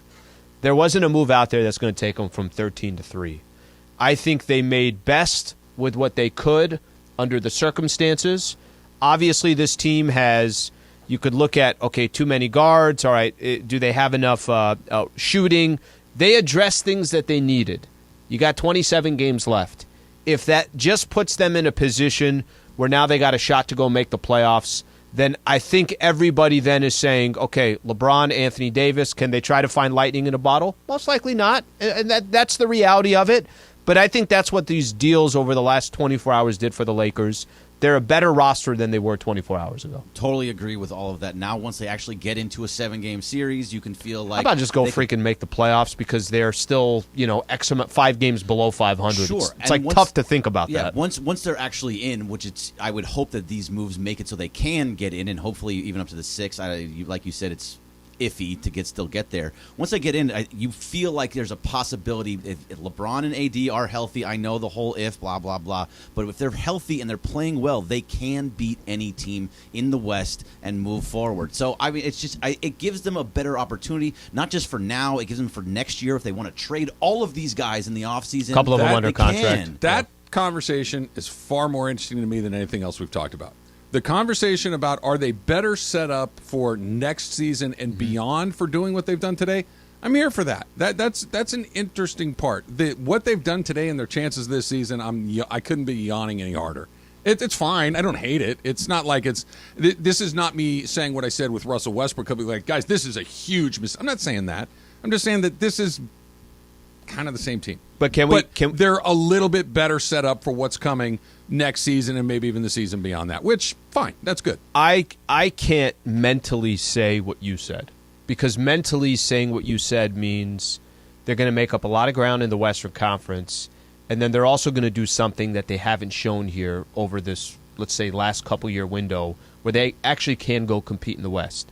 Now, can they change our perspective over 20 games? Maybe they can. Sure. And maybe they are a play-in tournament team and they're number 9 and they're out after the first game. That could happen as well, right? So just using that as an example. A lot of what, I mentioned this a little bit earlier, a lot of what the Bobby Marks, guys that pay attention to that salary cap and everything else, the positives of this deal is if D'Angelo Russell, let's say he doesn't work out and it's an expiring contract, you could potentially use him in a sign and trade in the offseason. If Malik Beasley was making $16.5 million, you could use him in a deal because he's on your contract for next year as well. What am I forgetting? Jared Vanderbilt, a team-friendly $4.5 million. He's on for next year as well. So I think what you just said, Trav, too, I do think it actually sets him up better for next year. I am so much more intrigued by what you just laid out. Because it's more realistic. Exactly. It's more realistic. Exactly. That's it. It's not a pipe dream. It's not hey, if the thing that never happens, we got a chance. That's lunacy to me. I mean, what you're describing is, hey, listen, they've actually positioned themselves to be more competitive sooner than later. Now, sooner doesn't mean right now. But and they still have the 29 pick, so that can be used as well in the offseason. That argument I'm here for, and I like it, and I agree with it. But hey, listen, as long as Anthony Davis is a totally different guy than he's been for 2 years in a row, I think we got a chance. Well, Stop. I'll just go back to this. And, Berg, it's not that is, I think... It's not out of the realm of possibility. But it's very... no, I would say this. It's not even just Anthony Davis. It's very difficult to try to have faith in a team today where we're sitting. Can it change in 20 games? Maybe it can. Maybe they can catch lightning in a bottle. It's just really difficult to believe that right now after watching 55-plus games of the Lakers. See, I totally agree with you. Yes, watching it as a 13 seed, 5 games under 500, the whole thing. But maybe as the season progresses, maybe part of that conversation changes. Sure, and I'm happy to have the other conversation about what next year is. I'm just saying, like, the things that work around LeBron James have always been you need shooters. Yeah, space, shooting, shooting, and a little bit of inside presence. You brought in more of that. D'Angelo Russell and Malik Beasley are two guys that actually hit threes with pretty good regularity. Maybe not the greatest sharpshooters. No, they're in the not world. bad. 39%, 36%. Right. Yep. So that helps it out a ton. Mo Bamba is a big that can actually shoot threes to a decent rate. I think he's around a 40% three-point shooter this year. Somewhere it's not in limited minutes, so small sample size. But you have the pieces that LeBron kind of needs that we haven't had over the last 3 years. You know what would be most nice is... But I agree that it's... But here's the best part. The best part is Braun breaking the record, gone. trade deadline is about to be done. Okay, now they could just go play basketball. You got 27 games to make up some ground. Russ gone. See what happens With there. that in mind, gone for good is the question. That's next. Trav and Slee, 7.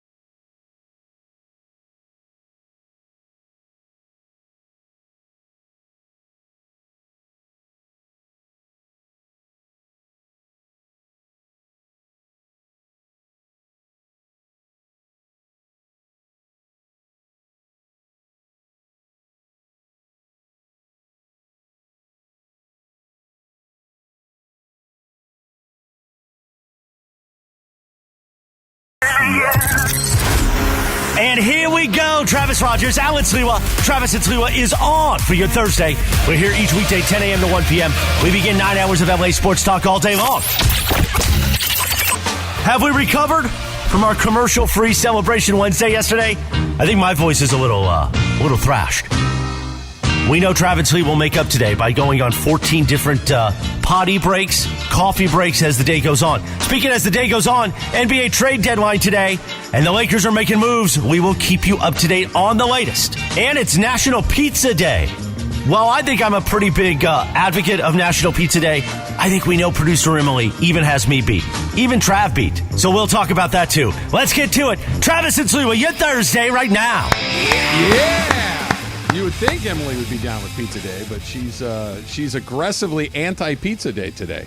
Well, she was against National Pizza chicken. Day is it? Yeah. Which National Pizza Day is it? Why, Come on, guys. I mean, Gotta like I've decide. said It has many to be one a times, year. why can't we have both? A little chicken on National Pizza Day? What are all these commercials Big getting in the pizza. way? Like, we're trying to make points, and then all of a sudden we have to stop. It felt... Okay, tell me if this... When we were done with our show yesterday, I was Yeah. done at 109, you were done at 112. Yeah. it felt like a Friday. You know, like when you're done with your work on Fridays or whatever your last day of the week is, and it's just like, oh, okay, I got a little time to kind of relax, take a deep breath, decompress, and enjoy whatever's coming next. I had that feeling, and I'm like, dude, it's Wednesday. It's not even like a day early. It's the middle of the week. Was I alone in that? What would have been better is if you just didn't show up today. You're just like, I did what I need to do. I felt a little bit of that. You know what I did yesterday? That never happens. Now, granted, this might just be because I don't think it was just because of the show going commercial free. You know, night before it was the Braun game, so we're extended post game show. You're there late, kind of come back in. Trav took a nap yesterday. Nice. I never take naps. No, that's not your deal. How long? An hour.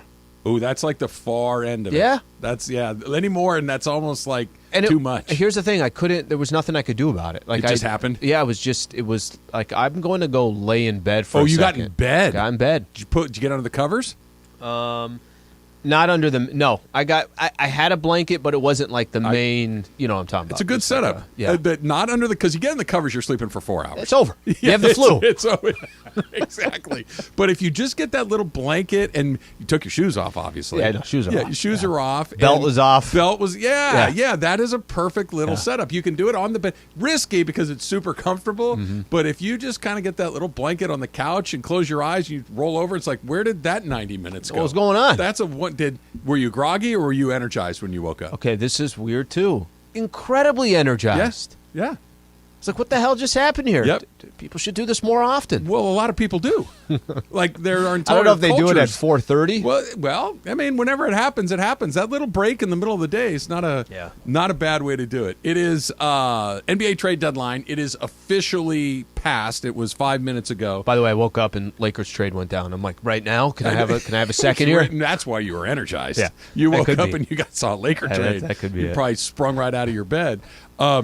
We'll come back to the trade deadline in a second. One of the guys that moved yesterday from the Lakers, and it's been talked about, 2 weeks after he showed up, was Russell Westbrook. He's finally gone. He was traded to Utah as part of the deal that brought D'Angelo Russell and others to the Lakers.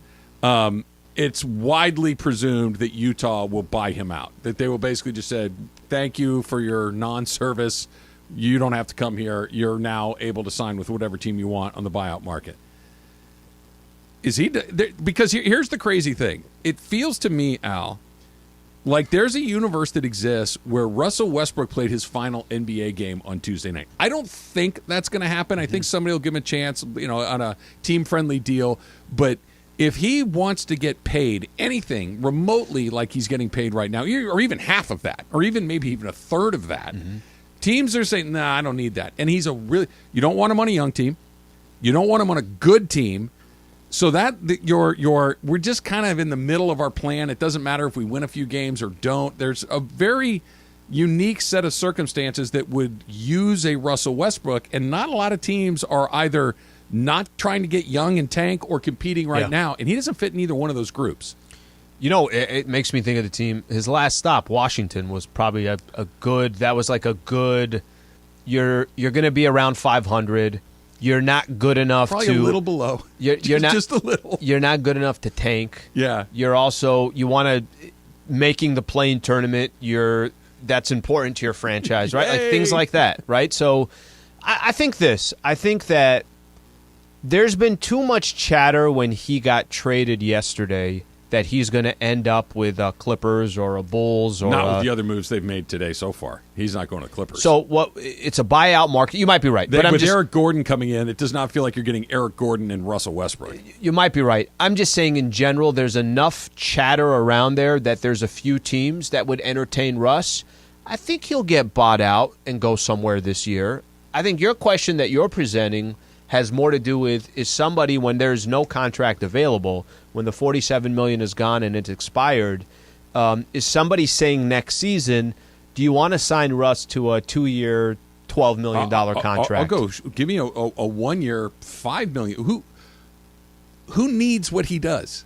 Like, tell me a team who needs what he does. Washington is interesting, but and that's not even. I'm just using them as an example. But he dominates the ball. He doesn't shoot well. He's not a great teammate. He's not one of those guys that seems to be wildly popular in the locker room with his teammates. Yeah. It's a weird fit, and he's not going to just come in and say, "Oh, I just want to be one of the guys." That's not his mentality. He's Russell Westbrook.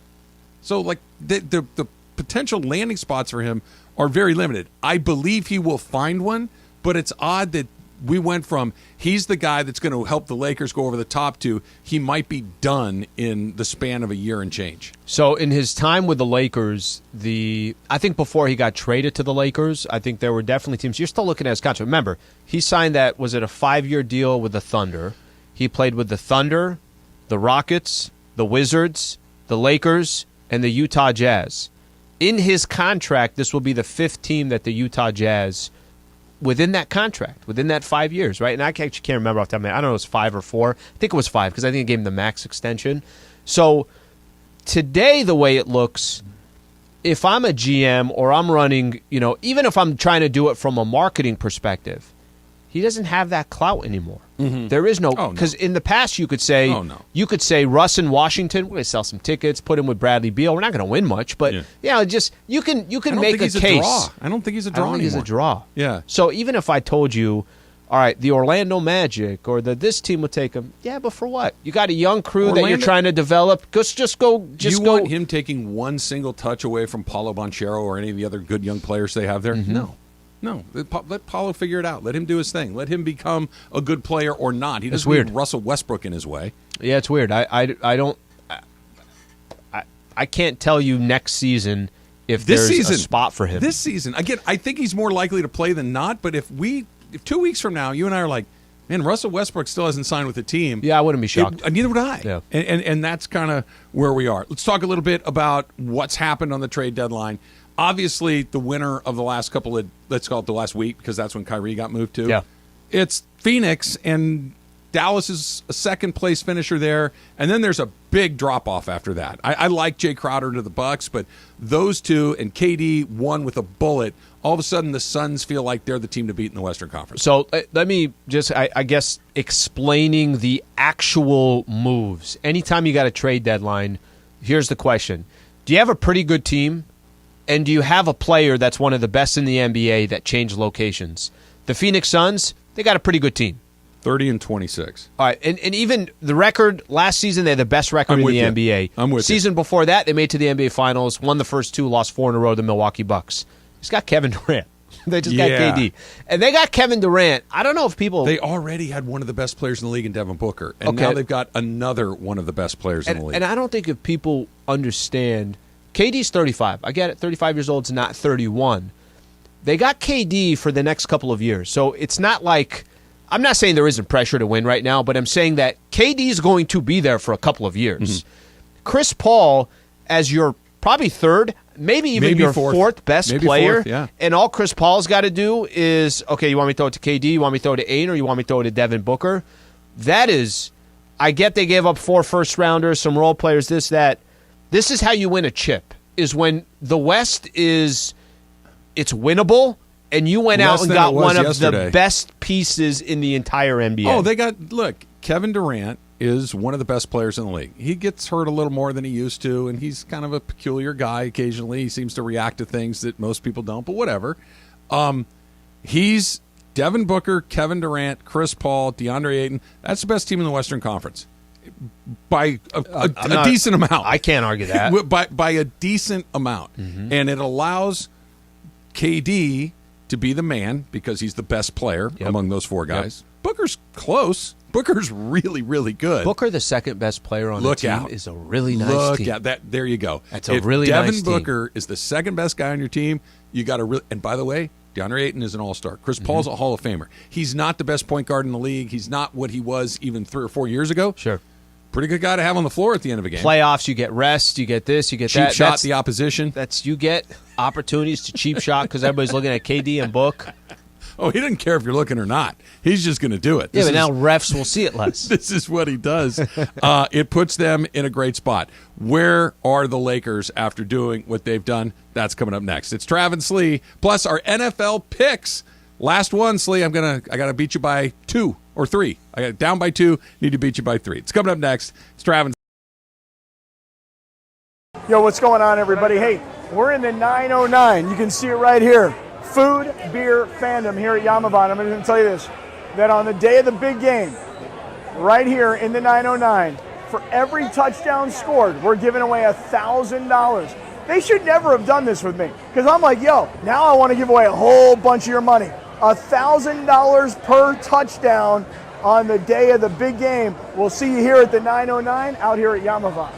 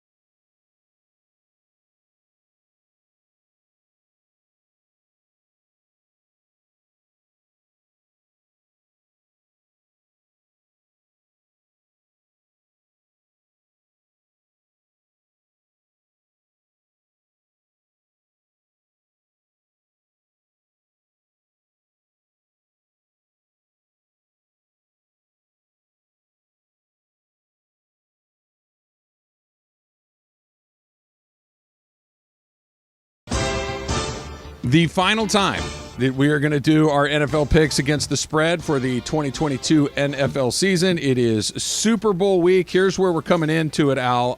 You have the lead with 40 points through the first 3 rounds of the playoffs. I am on your heels with 38. Taylor is in third place with 24, and Emily needs a really big week and hope that we all faceplant. She has 20 along the way. Have a great week. You need to have you need all 21 of these points, and Al can't get more than 2. I got it. That's what needs to happen for you to get in there. Taylor, you're batting leadoff here. You ready? I think so. All right. Our first one is just the game. Philadelphia is your NFC champ. Obviously, KC is your AFC champ. Philadelphia is a 1.5-point favorite, Taylor. Who do you got? So, you said the Madden game had the Eagles winning, right? By 14. I'm picking the Eagles. Oh, yeah, that's right. By 14. Yeah. Where are you putting them? I'm going to put that at my 5. All right. Philadelphia at 5. It brings me to me next. I'm going to go the other way. I'm going to take Kansas City. I'm just going to go with the old rule. Team with the best quarterback tends to win this game. I think Patrick Mahomes is better than Jalen Hertz. I'll take the 1.5 and see what happens. It might be a close game. I don't love my pick, so I'm going to put it right kind of in the middle. Kansas City at 3. Sleep. This could be it right here. Just this first one. I'm going to go Eagles with my 4. Eagles with your 4. 7-point swing right That's there. it. Depending This could be it. What happens along the way. M. All right, I got a lot of Philly friends. I got a lot. I was in Philly right after they won the Super Bowl before, so I have a soft spot for the Eagles in my heart, so I have Eagles at my 4. Eagles at your 4. Okay, I'm just saying that if she's now mathematically eliminated. It's okay. If Kansas City wins, I just jumped out on a little bit of a lead for you guys because you're all 3 on Philadelphia. That's right. I can pick up some points right here. I'm batting lead off on number 2, the over-under. Over-under is 51. Seems like a lot. It's not a ton, though. 51, Slee. What are you going to do? I'm going to take the under, and I'm going to put it at number 2. Over, under, under at number 2, Slee. Literally what I have written down. Under is my 2. And under is the 2. Under okay, is so the you 2. go over, under here at your 2, and Taylor. Under? Hey, you skipped me. Oh, did I get the order wrong? You're right. I did. I got the order wrong. Okay, Taylor. Okay, no. Under? Taylor, be quiet. Emily, go ahead. I'm going to explain mine. So the last time, obviously, this is a very different team that's playing in this game. But the Eagles, last time they were Super Bowl, it was a 41-33 beat over the Patriots. Mm-hmm. The Eagles have been scoring points every time they get on the field. I know it's different in the Super Bowl. You have all this time to plan. I think it's going to be a shootout, so over at my 1, though. Over really, at what you the should have 1, said is, over, I'm under. funner than you guys. I am funner than you guys. Over. To the tune of 20 points, you're more fun. Oh, yeah. Taylor, now it is your turn. I'm going to go with under at my 3. Under at 3. Taylor goes over, under at 3. Emily, you are batting first here. Wait, this can't be right. I think I go. Hold on. I'm doing my said- grid wrong here. I just wrote Emily's over, under Taylor. I need to scratch that off. Now we're good. So this is our third one, so it's you. Okay, so Yeah. I'll go. This is the Heads or tails? Heads or tails. Why is this one scaring me the most? I'm like, this one out of all of them? I'm going It's a 1 literal- with my tails. It's a literal coin flip. 1 tails. 1. Al goes tails at number 1. Emily. All right, Tails never fails. Tails at 2. Tails at 2. Okay. Taylor. Heads at 6. Okay. Oh, my man. Heads I at like that. 6. Emily's tails at 2. This Taylor, guy what's never gonna seemed fail, more Taylor? confident with heads there. Tails never fails. Heads at 6. Okay. It's the best bet. It's even odds, right? It's just you have no idea. You could be shot in the leg right out of the gate, but Basically, we're going to know who has a commanding lead before plays take before place. anything even starts. All right, next one is over-under on Travis Kelsey touchdowns, 1.5. Okay? It's combined touchdowns, either rushing or receiving. Touchdowns. 1.5 touchdowns for Travis Kelsey. Taylor over-under. Doing the under here at my 1. Kelsey under 1. Okay? This goes to me. I'm going Kelsey also under at my 5. I do not think he gets 2 touchdowns. That's 2 touchdowns in the Super Bowl is a lot. Yeah. That is a lot. MVP potential. It is. It absolutely is. Al, you're next. Definitely under. What am I putting this as? You got that one after that. I would keep it as is. I'm going under with my 3. Kelsey under at 3. M. All right, so I'll be the opposite of everybody else as of right now so here's what I think is going to happen if the Chiefs want any chance in this game. Kelsey scores in the first quarter, and Kelsey scores in the game-winning drive. That's what I think would happen, obviously, if they end up winning, or a drive at the end of the game. That's what I think is going to happen. So I have it at over at my 3, and this isn't one of our props, but if I was going to bet on someone to win the MVP that isn't Patrick Mahomes, it's definitely going to be Kelsey. It's a good pick. It's almost always the quarterback, but not always the quarterback. We saw Cooper Kupp last and year. Julian Edelman in 2018. Edelman not that long ago. All right, so we are down to our very last. No, we got 2 to go. 2 left. Yep. Hassan Reddick, the lights-out defensive player for the Philadelphia Eagles, 1.5 sacks over under. This one goes to. I'm going first here. I'm going to take Hassan. Gone first. Is it your turn? I haven't gone first. Oh, no. then you go first right now. Right now, Trav is. You know what he had happened? to do the grid late.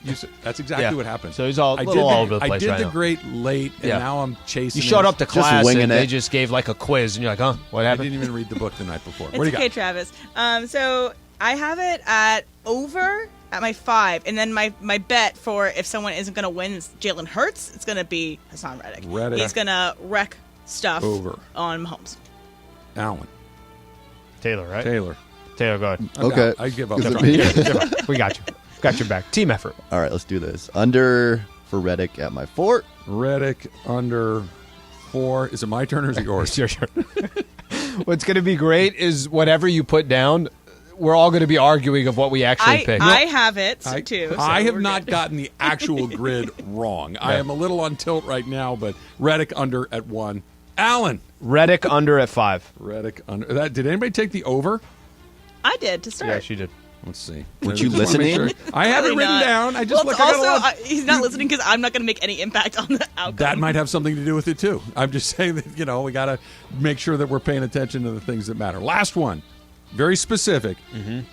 Eagles quarterback Jalen Hertz rushing touchdowns. Yep, rushing touchdowns at 0.5. Is he going to get one or not? Who goes first? Me. You go. I only got one left. Jalen Hertz. I'm going over on this one. Ooh. 6. Hertz over at 6. Emily. Oh, well, I'm copying Allen, so I don't know how you feel about that. So I have it over at 6. I anticipate this also being the first touchdown. I think it's going to be a rushing touchdown, the first touchdown for the Eagles. All right. Hertz on the over-under for you, Taylor, at 2. I have over at 2. Hertz over at 2.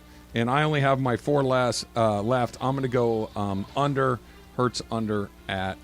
This could so easily. I mean, we have a lot of different picks. And Taylor's kind of warming up there as if he's coming back too. So everybody's feeling good about themselves. He's 16 points behind you. Yeah. That's a big. So there's only 21 available. That's a lot. Here I come. That's a lot. Also, guys, what do you guys think? So if it's not a quarterback for each team, who do you guys think is going to get the MVP? Okay. It will be Kelsey if it's not one of the quarterbacks. And beyond, I don't know if there's a good bet beyond those 3 people.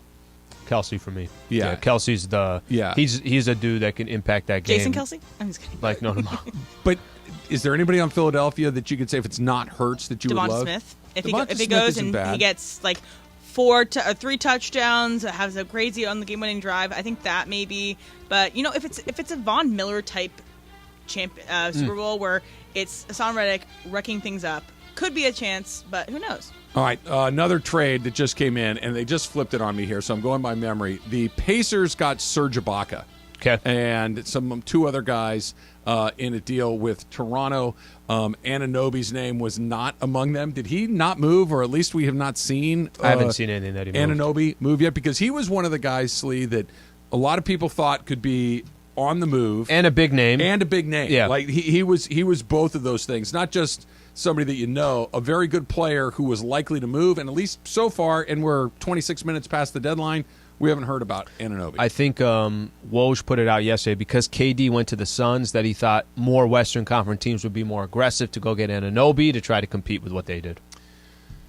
The Suns made the biggest move. The Mavericks have made a really interesting, potentially awesome, definitely combustible at some point move, and then it feels like everybody else has made some. They've changed the flowers around the house. The Suns and the Mavericks build a new house. That's kind of what we're looking at here, and the Suns just feel like not just the favorites for me, Al, the prohibitive favorites. I would be very surprised if Phoenix does not win the Western Conference with the team that they have at least on paper right now. I think odds right now is Celtics, Suns in the NBA Finals. Yeah. That's what Who do you have in the West? You got to pick one right now. I don't go against that. It's KD, it's Devin Booker, it's Chris Paul. I mean, that's where I would go. And I think there's enough. Listen, Denver's it's a nice team, but you also need to see a squad that gets to the finals, that proves that they can get there. Phoenix got to the finals without Kevin Durant. Phoenix had the best record in the NBA last year. I wasn't sold on them going back to the NBA Finals. But today, where they're sitting, you add KD, that's going to add something that is just a completely different element to the Phoenix Suns. Laker fans, Lakers have made 3 deals. What do you make of those? 877-710-ESPN. We can do it. And so I want to come back, and I want to do kind of what we did. It's either yesterday or the day before, where would you be surprised if Team Blank ended up as your conference champion? And We had 8 or 9 that were like, no, not really. Feels like it's changed a great deal in the last 24 hours. That's coming up next. It's Trav and Slee, 710.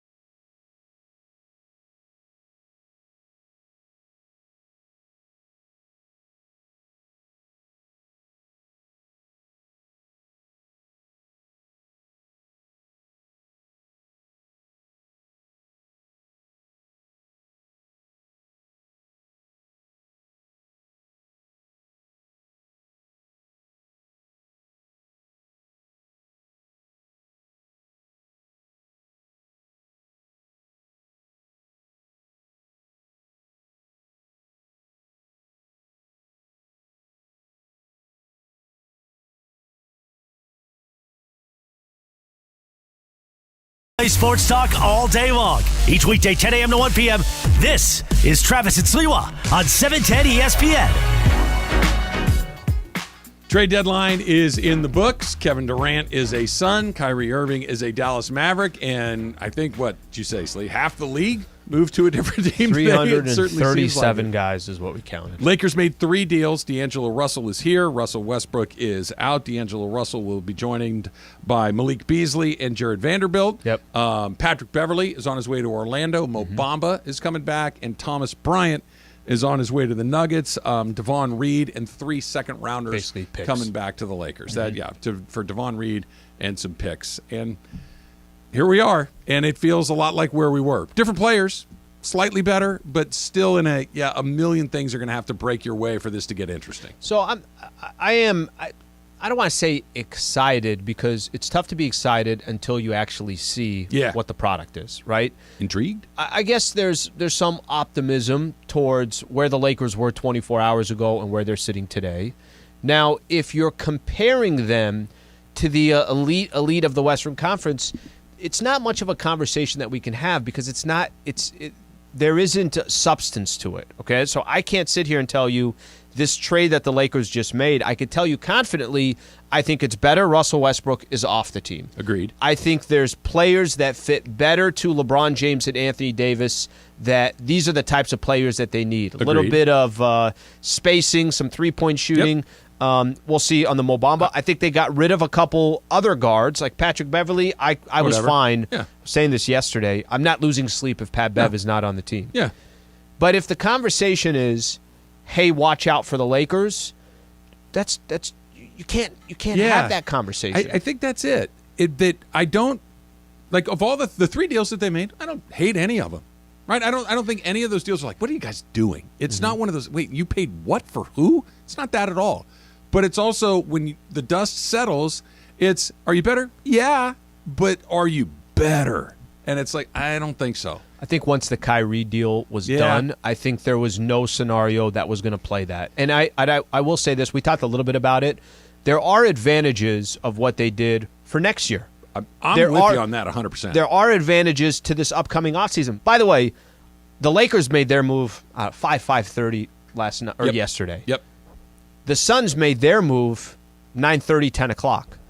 So the Lakers probably thought, hey, the West is wide open. Do you think they do it if it's in the opposite order? I'll tell you why. If the Suns made their move yesterday at noon. Yeah. I'll tell you why they would. I think they would for 2 reasons. Number one, they wanted Russ out of there. Mm-hmm. Number 2, they got some contracts that I think they could use in this offseason. So that's why I think they do it. That this one is it doesn't. The Suns' move, I don't think, would have affected the Lakers. I think they needed to do this anyways. But what the Suns' move did was, hey, the West is wide open. That shut up that conversation. The West is not wide open. It's not. And yesterday, did we do this yesterday, Taylor, or was it the day before? We were talking about just teams that would surprise us to end up in the Western Conference, or the Western Conference champion. I think a couple days ago. Yeah. And because we were talking, the reason I asked Kings. you was, that's right. Would you be surprised if and I would be, even 2 days ago, the Kings aren't the conference champions. They might win a series. They might even get really wild and mess around and win 2, but I'd be shocked if they did that. But you wouldn't be shocked about the Clippers, the Suns, the Nuggets, the Mavericks, these other teams that were kind of in there. It feels now that if it's anybody other than Denver, Phoenix, and maybe Dallas, that I would be the other 5 or 8 teams that are in the mix beyond those top 3, I think you can almost take a Sharpie and cross them off the list right now. You cross the Warriors out? Yeah, I think I do. I don't think the Warriors can beat that Phoenix team 4 times in 7 games. Let's not crown Phoenix yet, though. Remember a few years ago when James Harden, Kyrie Irving, and KD was supposed to be an automatic championship? Kyrie Irving, never, ever count on him. Mm-hmm. And James Harden, God only knows what you're going to get from him. You're going to get motivated, thin, in shape, James Harden, or are you going to get, I don't like you guys, and I'm going to eat my way off this team, James Harden? So I'm going to answer your question real quick. On the Warriors thing, you said, I don't see the Warriors beating the Suns in a 7-game set. But I don't think you'd be surprised if the Warriors beat the Nuggets in a 7-game set wouldn't. if everybody's healthy, Yeah. right? And by the way, it just seems like it's not going to be the Warriors' year because of that. Steph's health, too. But it's like they take 1 step forward, they take 2 steps back. Sometimes that happens. They just won a chance. They're coming off a championship, and they have, 4 in their tenure together. So if you said the top 3 teams in the Western Conference are Denver, Dallas, and Phoenix, yet you think the Golden State Warriors can beat a Denver team, then I still kind of have the Warriors in that conversation. By the way, the Clippers, I don't know what to tell you about the Clippers. Every time they win 2 games, 3 games in a row, I'm like, yeah, look, here comes the Clippers. And then they just, I don't know how to, I can't understand the Los Angeles Clippers. So maybe they're a team that just is nowhere even in the mix in this. I'm going to do my deal. Yep. I'm just going to go by what you've shown me in the past. And by the Clipper past, I mean literally decades of results. And I know that the Steve Ballmer Clippers are very different than the Donald Sterling Clippers. They're for a million different reasons, and they're better. But stuff never really seems to break their way. And I don't know if they're better today than they were yesterday. They're a little slightly different, but I don't know if they're a lot better. So what I would not do is I would not try to connect the Clippers to 40 years of history. I would just connect the Clippers with Kawhi and PG together, right? Just those two together so far. Has it been underwhelming? Of course it has. They didn't make it. They're 3-1 lead against the Nuggets. They don't play the Lakers because they lose. I know Kawhi's had injuries since then. And then the Mavericks thing is weird, too, because Kyrie looked terrific last night. But he also did the thing that is so Kyrie, like since his arrival with the Mavs, he's done the, I'm misunderstood and I was disrespected and nobody gets me thing, which is just not true. And then last night he's, I'm just glad KD was able to get out of there. Dude, this was nobody's fault other than you guys. You guys created this environment that was terrible. You're responsible for it. Kyrie disagrees with you. Well, it seems to always be it's never him. It's always somebody else that put this thing together, that it was a disaster and maybe one of the great NBA disasters of all time. We'll see what the Nets put together. I still like the risk for Dallas. I still like that risk. Take, kind of roll the dice and see what happens from there. By the way, they couldn't enjoy. They beat the Clippers yesterday without Luka.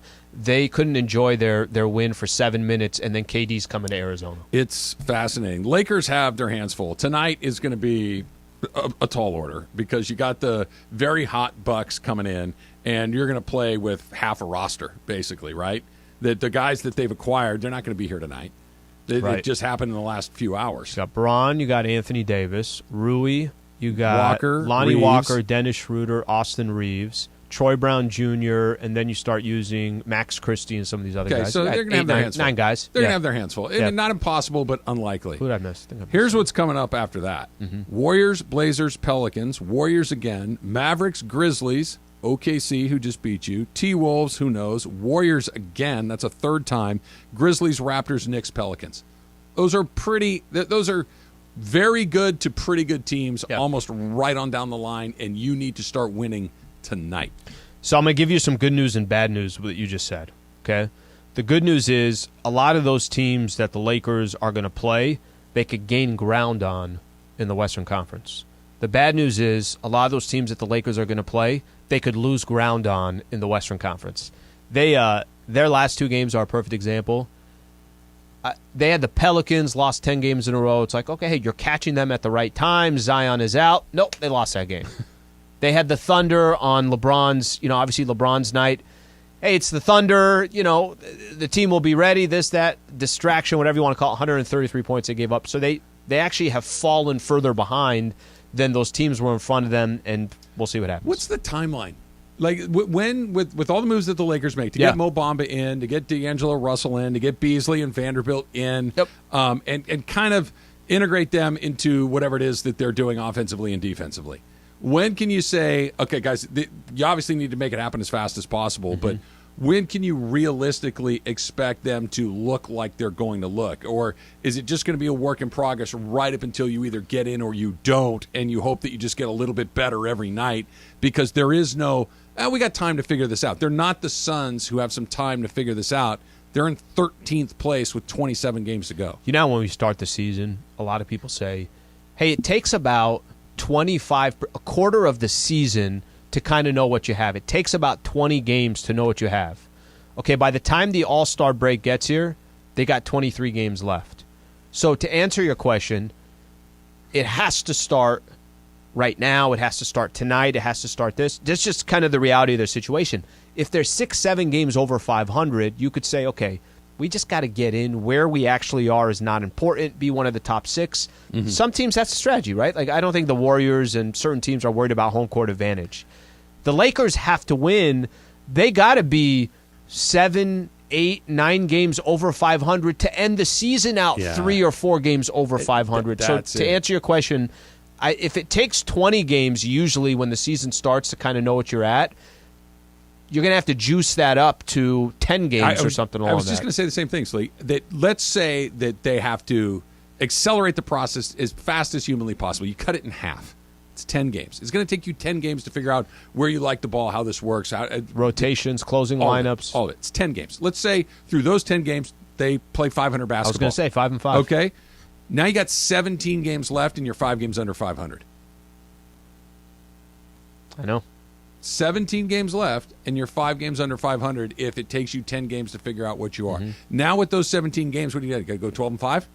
That puts you 12 and 5. That puts you 2 games over 500 for the season. Yeah. That's and by the way, 12 and 5 is really good. 12 and 5 is really good, especially at the end of the year where everyone is jockeying and everything. 12 and 5 is really good, and you are just getting to know each other. Here's the hope. Trav, is that they brought some players in that just naturally there's hey, I know my spacing. I know Bron's going to get me the ball at the right time. Anthony Davis, if Mo Bamba is helping on the defensive side.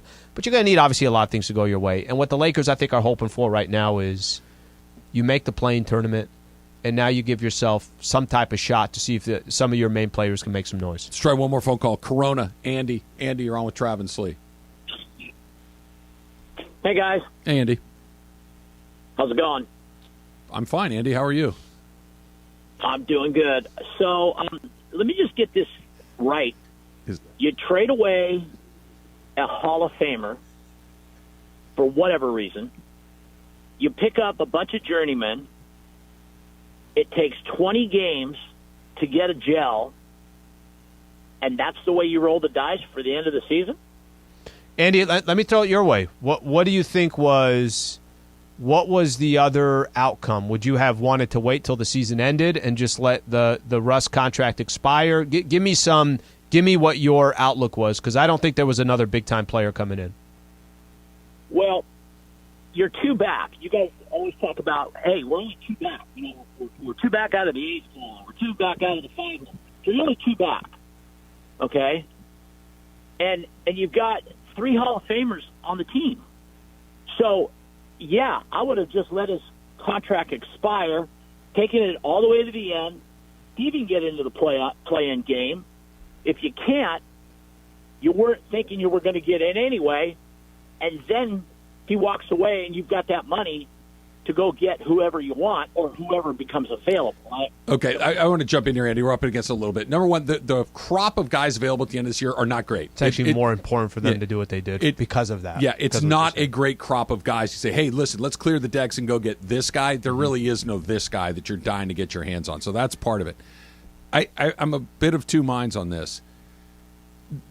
Just play it out and hope that you get in. I think the writing was on the wall that wasn't going to happen. They've been playing enough games with these guys that them finding a way out of 13th and into the top 10 was just as likely to not happen as it was to happen, right? Absolutely. And so absolutely. If your goal is to, hey, we at least have to just get in and see what happens, then you needed to do what they did yesterday and today.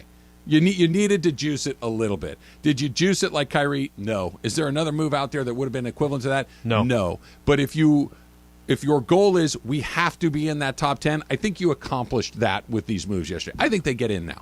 I don't think this is hey, they're going to be right where they are. They're better. I just don't think they're a lot better. Are they a top 10 team? Yeah, I'd be really surprised if they don't get in the top 10 right now. Do I think that they get out of the play-in? I don't know. Maybe, maybe not. Do I think that they win a series? Probably not. But I do think that they're in that top 10. If that was the goal, mission accomplished. So just to kind of give some context there, if they were in 10 right now, which they're not, they'd have Warriors in the first play-in game, and it would be up in Golden State. Mm-hmm. If you lose that game, you're out. You're out. Yeah, it's over. If you win that game, then you take on either a Pelicans team with Zion or Minnesota with Karl Anthony Towns back. It's not going to be an easy putt. The Lakers to win 2 games on the road it's not like I have if I have all this examples of, hey, look at all the teams the Lakers have beat on the road against playoff teams. The dump is coming up next. It's Trav and Slee, 710. Yo, what's going on, everybody? Hey, we're in the 909. You can see it right here. food, beer fandom here at Yamavan. I'm going to tell you this, that on the day of the big game, right here in the 909, for every touchdown scored, we're giving away $1,000. They should never have done this with me, because I'm like, yo, now I want to give away a whole bunch of your money. $1,000 per touchdown on the day of the big game. We'll see you here at the 909 out here at Yamavan.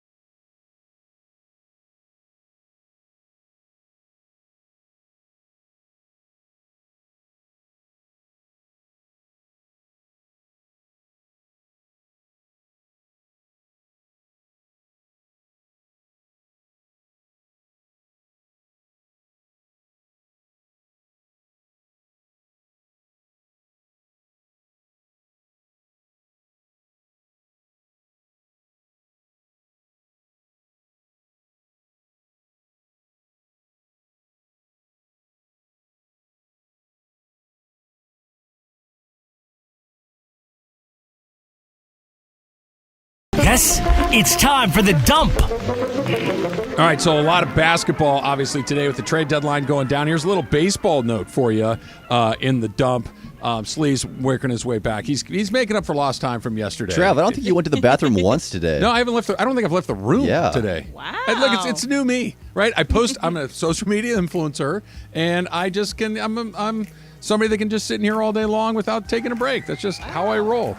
The Padres announced that they have extended Darvish's deal, 6 years, $108 million. The contract will run through 2028. Darvish will be 42 in the final year of that deal. It's an $18 million AAV, average annual value, which is not astronomical considering what you see what Verlander and Scherzer and those sorts of guys are getting, DeGrom and whatnot. You're the Padre guy. What do you think of the deal? I like it. I will say this, 42 years old, everything's coming down that AAV, right? So Xander Bogaerts got $281 million, and the reason why they were okay with it, I mean, there's plenty of reasons. The idea is, well, his AAV is X amount of dollars per year. That worries me a little bit. Now, I think if you're the Padres, you're all in right now. Lock him up. You locked up Musgrove. Snell, I think, is a free agent after this year. Okay. I think you can let him walk away, by the way. Blake Snell? Yeah. He's not the most dependable. Yeah. Look, you got him this year, right? So see what happens this season, and you're kind of juicing everything up to try to, win the first World Series that you've never won before. Yep. Taking the risk, the chance there. Two things here. Number one, they got to pay Machado at the end of this year. Yeah. That's the other one that no one's really tying to. Manny Machado has a player option at the end of this year. I read this morning. SD, they're talking about it. That's Manny Machado has finished top 3 in the MVP voting twice in the last 3 years. He's really good. Okay? I know that Dodger fans hate his guts. I get that, and I understand why, because he wasn't going to be Johnny Hustle or whatever he said, which is honestly pretty funny to me. But he's really good. He's important. He's the leader of that Padre team. I was just going to tell you. No question about it. I get how Dodger fans view him, and they should. That is how. Padre fans, he's been to San Diego. He's been a very critical piece to that piece, that clubhouse.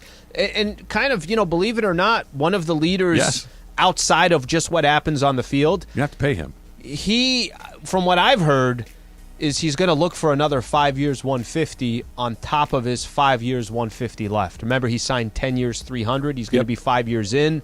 5 and 150 is what it's going to take to bring him back. Here's why I like the Darvish deal.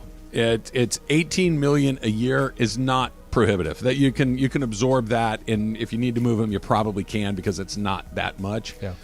The most important thing I think about that is Darvish's pitching style is going to age very well. He's not somebody that is entirely reliant on reaching back and throwing 98 miles an hour. Sure. Dude throws like 14 different pitches. Yeah. And he knows how to pitch. He knows how to. We saw him the night we went to the Dodger-Padre game. He didn't pitch well, but he kept them in that game. Like that. Those are the guys. And Kershaw is a Hall of Famer for a million different reasons. But the reason for me that he's just more than a great pitcher, he can pitch bad and find a way to win a game. Only great pitchers can do. Darvish can do that. Darvish can pitch less than his best or borderline bad and give you 5 innings and give up 2 runs and we got a chance. But he walked 3 guys and gave up 6 hits. How are there only 2 runs? Because he wiggles off the hook every time he needs to wiggle off the hook. And he can do that at 36. He can do that at 38. He can do that at 40. I think that's why I like that deal for Darvish and the Padres quite a bit. Definitely have a core going in for at least a couple years. Can I skip the Artie Moreno quotes? Because I really want to save them for tomorrow. They're so hilarious that I just really, really want to save them. I'll give you a little preview. Artie Moreno, with a straight face, told people that he thinks the Angels have as good of a chance to sign Ohtani as anybody else. That's hilarious. Okay, let me ask you a question, and you could do it more tomorrow. Angels make the playoffs, and they're really competitive. I'm just pipe dream here. They had some offseason. They made some offseason moves. They make the playoffs. They lose in what was it? You got the wild card, and then it's the first round. First round. You lose in the first round. He's out, right? Okay. As in Ohtani's gone. Yeah. Is there a scenario that plays out that Ohtani considers staying with the Angels? I don't think so. I honestly think the Angels could win the World Series and he leaves.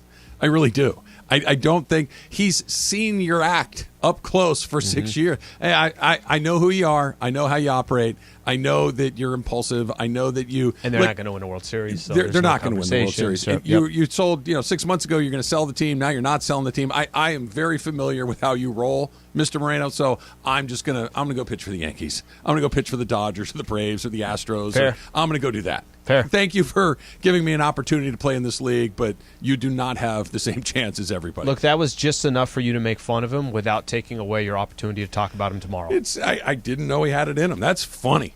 I mean, I don't know if being funny is the number one thing I need from my owner, but that is pretty damn funny along the way. This is great. Ronnie Rivers, who really didn't play much for the Rams last year, but was on the Rams. The Rams had a weird running back season. They tried him for a minute.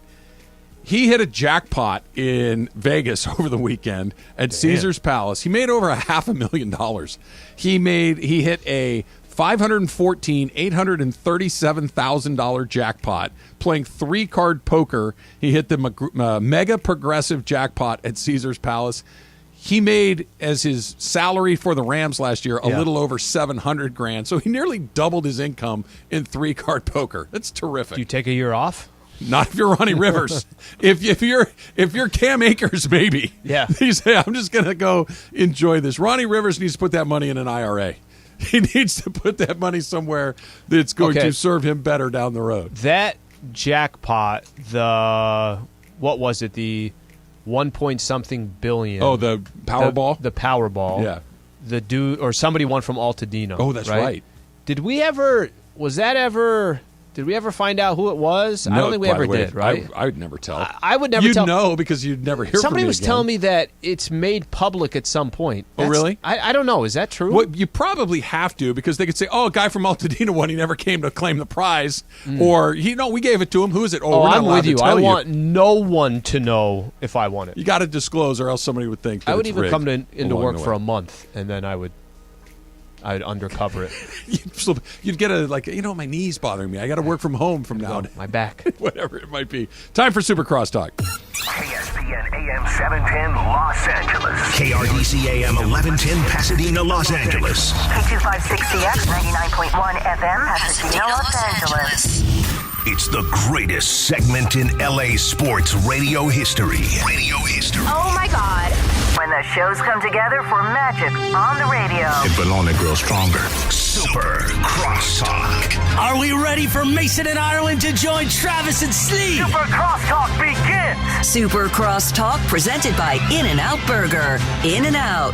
That's what a hamburger is all about. It's time for Super Crosstalk. All right, Mason and Ireland coming up in just a little bit. Mace is off today. AK is in. John is here. And, fellas, that was a busy few hours leading up to the deadline. It seemed like half the league got traded. Andy, you may know, because you did the Locked On you do the Locked On Lakers podcast, and before that you did the blog with Brian at the Times. I've done every incarnation of covering the Lakers there is. Right, okay. So have I, and so has Slee.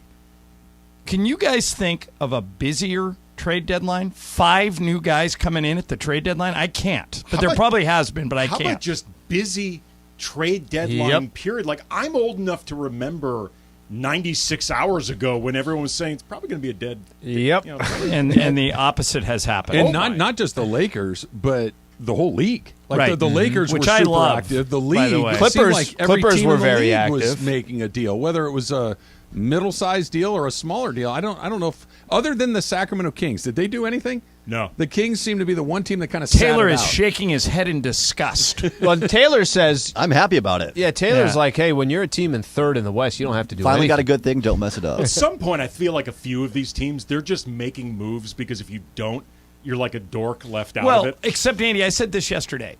If I was a GM in the league for years, and this has been true, Charles Barkley said it for years, the number one priority of every GM historically is don't get fired.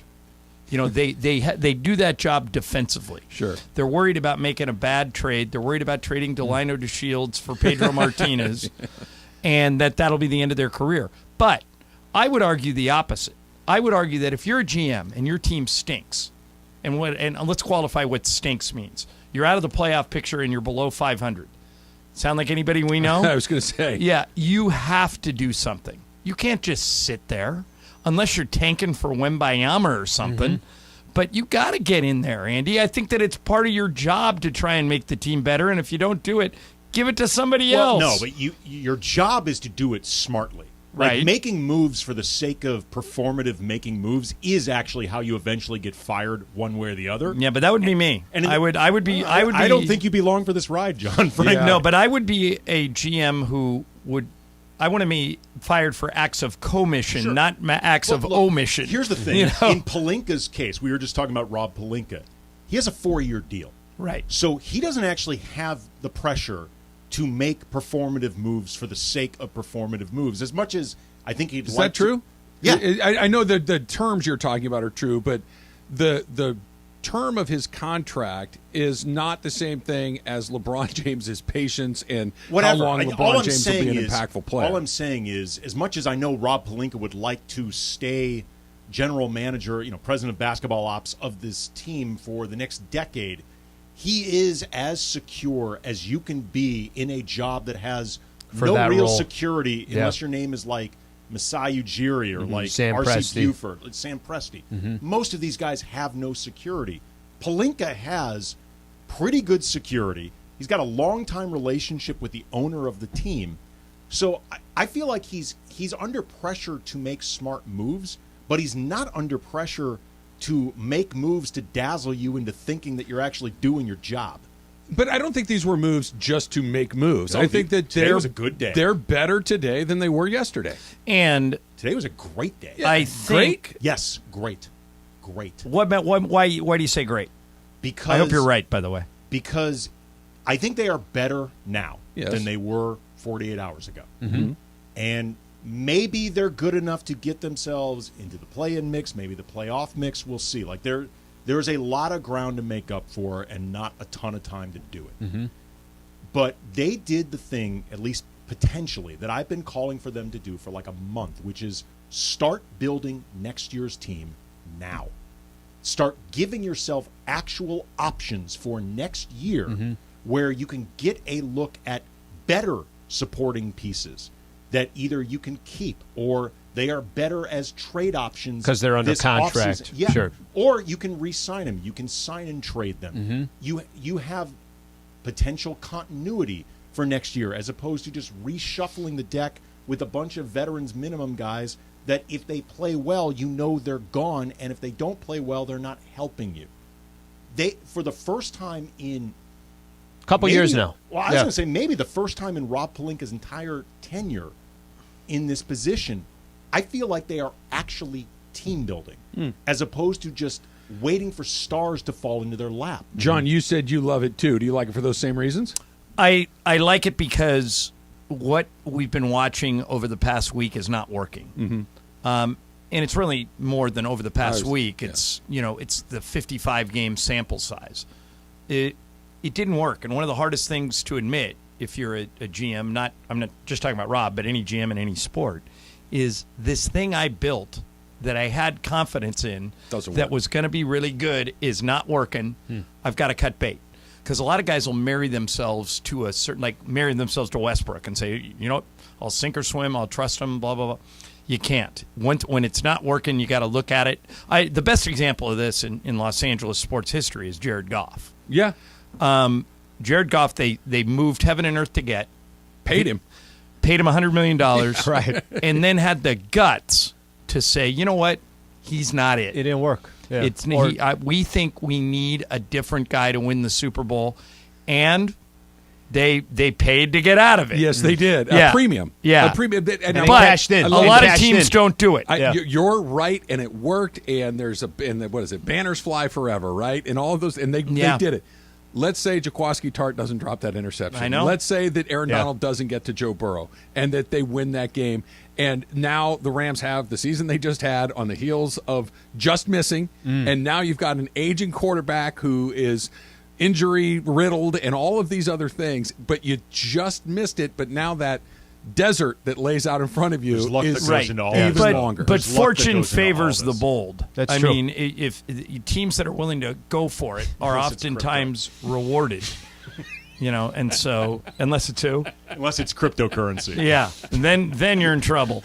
Although Mason, it says, I'm buying more. Okay, bounce back. You have at it, man. Go for it. Sit Mason down and have him explain to you how cryptocurrency works. He can't, but he just says, I'm smarter than everyone else. I'm going to sell my crypto at the top of the market. He sees a bunch of millennials and Gen Ayers buying this stuff. Is that the new one, the Gen A? I think that's what they're called. We've gone back to the top? I think they are. The Gen A. Went from Gen Z to Gen A overnight. Well, we're Gen X. Are you Gen X? I'm a baby boomer. I'm Gen X.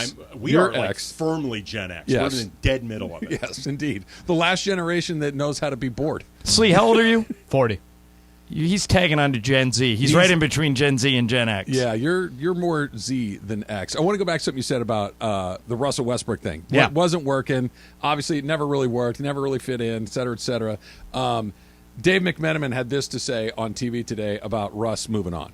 And as one source told me, you remove a vampire from the locker room. That meaning a vampire sucks the blood out of the locker room. Russell Westbrook moves on. Okay, so put the vampire thing aside for half a second. Yeah. But he obviously is headed to Utah. They're likely to buy him out. Okay. And what's Russell Westbrook's future in this league moving forward? If that's the perception of what he brings to your team, his play is deteriorating. He doesn't seem to be wildly popular in locker rooms where he goes. We'll see how expensive or not he is moving forward. But is there a scenario, a puzzle that exists where we saw Russell Westbrook play his last game on Tuesday night? Yeah, but I think it's unlikely, Andy, don't you think? I mean, it's somebody. It only takes one, and there are 30 of them. And who needs what he does? That's where I keep landing. Like, who needs? We're trying what to he think brings of to which the table? team in the league would say, "Hey, You they're don't want in a this young position, team they're in doesn't this want spot." him. A good team doesn't want him.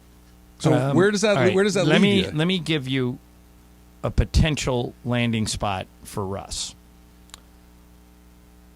Look at Portland. All right, Portland has two great starting guards, Damian Lillard and Anthony Simons. Yep. They play a lot of minutes. When they go to the bench, it's not great. Scott Brooks is the lead assistant in Portland. Absolutely swears by Russ. I MC his golf tournament every year, and one year I was playing with him. With Russ or Brooks? With Scott. Okay. And I said, Scott's a great guy. And, really positive, upbeat. You can tell why he's a coach. He coaches guys up, gives them confidence. And I said, Scott, Russ has been one of my favorite players in the league because I love how hard he plays. I just think he wants it more than everybody else. He's just, you get your money's worth if you pay that guy. I just can't understand why he's just such a jerk off the court. And Brooks stops. We're walking. And he stops and he said, "You've never been more wrong about anything." And I went, "What?" He goes, "He's the best." I said, "Best at what?" He goes, "He's the best. He's the type of guy that if he comes in and he hears a rookie has a car that won't start, he throws him his car keys and says, 'Here, take mine and just give it back to me, when you get a new one.' And then he'll call an Uber to take himself home." He's the type of guy where if he sees a young guy that's running around and he's not dressed like the other guys, he'll go, "Come with me, I'm going to go buy you a suit." He will literally, if you're his size, he'll give you a suit. He's like, according to Scott, he is like a dream teammate. And I said, so why is he so obstinate and so standoffish with the media? And he said, doesn't trust you guys. Thinks you guys are out to get him. Doesn't think you understand him. Doesn't think you understand what's important to him. Well, he may be right. He may be wrong. None of that is actually relevant to the question of whether or not he can help your team. Right. Or But whether here's or not what it I'm fits saying. into your culture. That's the type of scenario where he would land, where Brooks is. Somebody vouches for him. Or there's a guy in Detroit, an assistant in Detroit named Rex Kalamian, who used to work out with Russ every day in Oklahoma City. Rex has been all over the league. He's been in Toronto. He's been with the Clippers. That's when I met him, when I used to do games for the Clippers 20 years ago, and I've stayed friends with him. Rex won't say a bad thing about Russ. So he's the way I'm trying to answer your question, Trav, is there a scenario where we never see him play again? Sure. Is it likely? I don't think so, because of the respect he commands inside coaching circles. Now, having said that, you talk to anybody off of Frank Vogel's staff last year, he'll tell you Russ killed him. Probably had more to do with Frank getting fired than anybody. You talk to people on Darvin said, Russ played hard for me. That's all I ever asked him to do. But you get to the assistants and you talk to them on the staff and they say, we tell him to do one thing. He just goes out and tries to win the game by himself. So I think he's got to dial back, Andy, or he's probably going to run into the same problem again. There is a chance he could get, picked up as a buyout guy, because it's a low-cost flyer. If it doesn't work, you just cut him. The really interesting question is this off-season. Yes. Right. Yeah. Because I think every team that pitches him or that he tries to pitch, however you want to put it, they're going to say it's a bench role, take it or leave it from the beginning. Like, you have to lay those terms from the beginning. Well, I think he accepted the bench role here, guys. But he didn't like it, though. He accepted it. He accepted it, but he didn't then he would like go it. But then he would go in the game, and he would try and win the game by himself, which is weird. You don't want to discourage a guy playing hard, but you've got to tell him, on this team, you don't need to put your head down. It hurts him. Dribble as fast as you can to the rim and throw it into the backboard. Yeah. We have LeBron and AD on this team. It's a catch-22 that what makes him is this unrelenting belief that I can win the game. Right. And that's what makes great players. By the way, great Andy, players. you'll appreciate that. That's why Kobe said he's the one guy I associate with me more than anybody. Because Kobe was the same way. You could tell Kobe, hey, Kobe, you're 28 points down. There's 4 minutes to go. We're pulling you out. And Kobe would go, oh, no, I'm winning this. Exactly. But those guys that have that singular belief, the best chance we have is for me to do what I do. Right. And he believes that with all his heart. 100%. Yeah. For a very long time, he was right. He's wrong now. And to throw that switch to, I'm going to stop doing that, I don't think guys like Kobe, like Russell Westbrook, guys that are wired like that can ever accept what you just said. Hey, I need you to be option 4. I don't know how to do that. Along those lines, I remember about a decade ago when Lamar Odom was made sixth man of the team. And, he eventually embraced it because Lamar's just a team-first guy. And he didn't like it. He did not like it in the beginning at all. He said, and I quote, Phil Jackson must have lost his rabbit mind. Like, he was mad about this in the beginning. And Kobe came out to talk to us after Lamar had talked to us, and Kobe had said that he actually thought that Lamar would really flourish in this role. He's like, he gets to run his own unit, he gets to change tempo. We know he's going to close games because he's one of our best players. I think this is going to be great for him. And I asked Kobe, and I worded this incredibly specifically and carefully. I said, could you ever picture yourself in that type of role at the end of your career? And he looks at me and goes, that's the dumbest question you've ever asked me. And doesn't mean he was blowing smoke up Lamar's butt. No. What he's saying, he's like, that's a great role for Lamar. Yeah, right. I'm not doing not it. He'd rather walk than do that. So would Russell Westbrook. So I know we're getting to the end here, but I'm just asked everything that just went down. You get one team. I know this answer used to be different. I want to know how different it is now. One team in the West. Who you taking? Phoenix. Phoenix.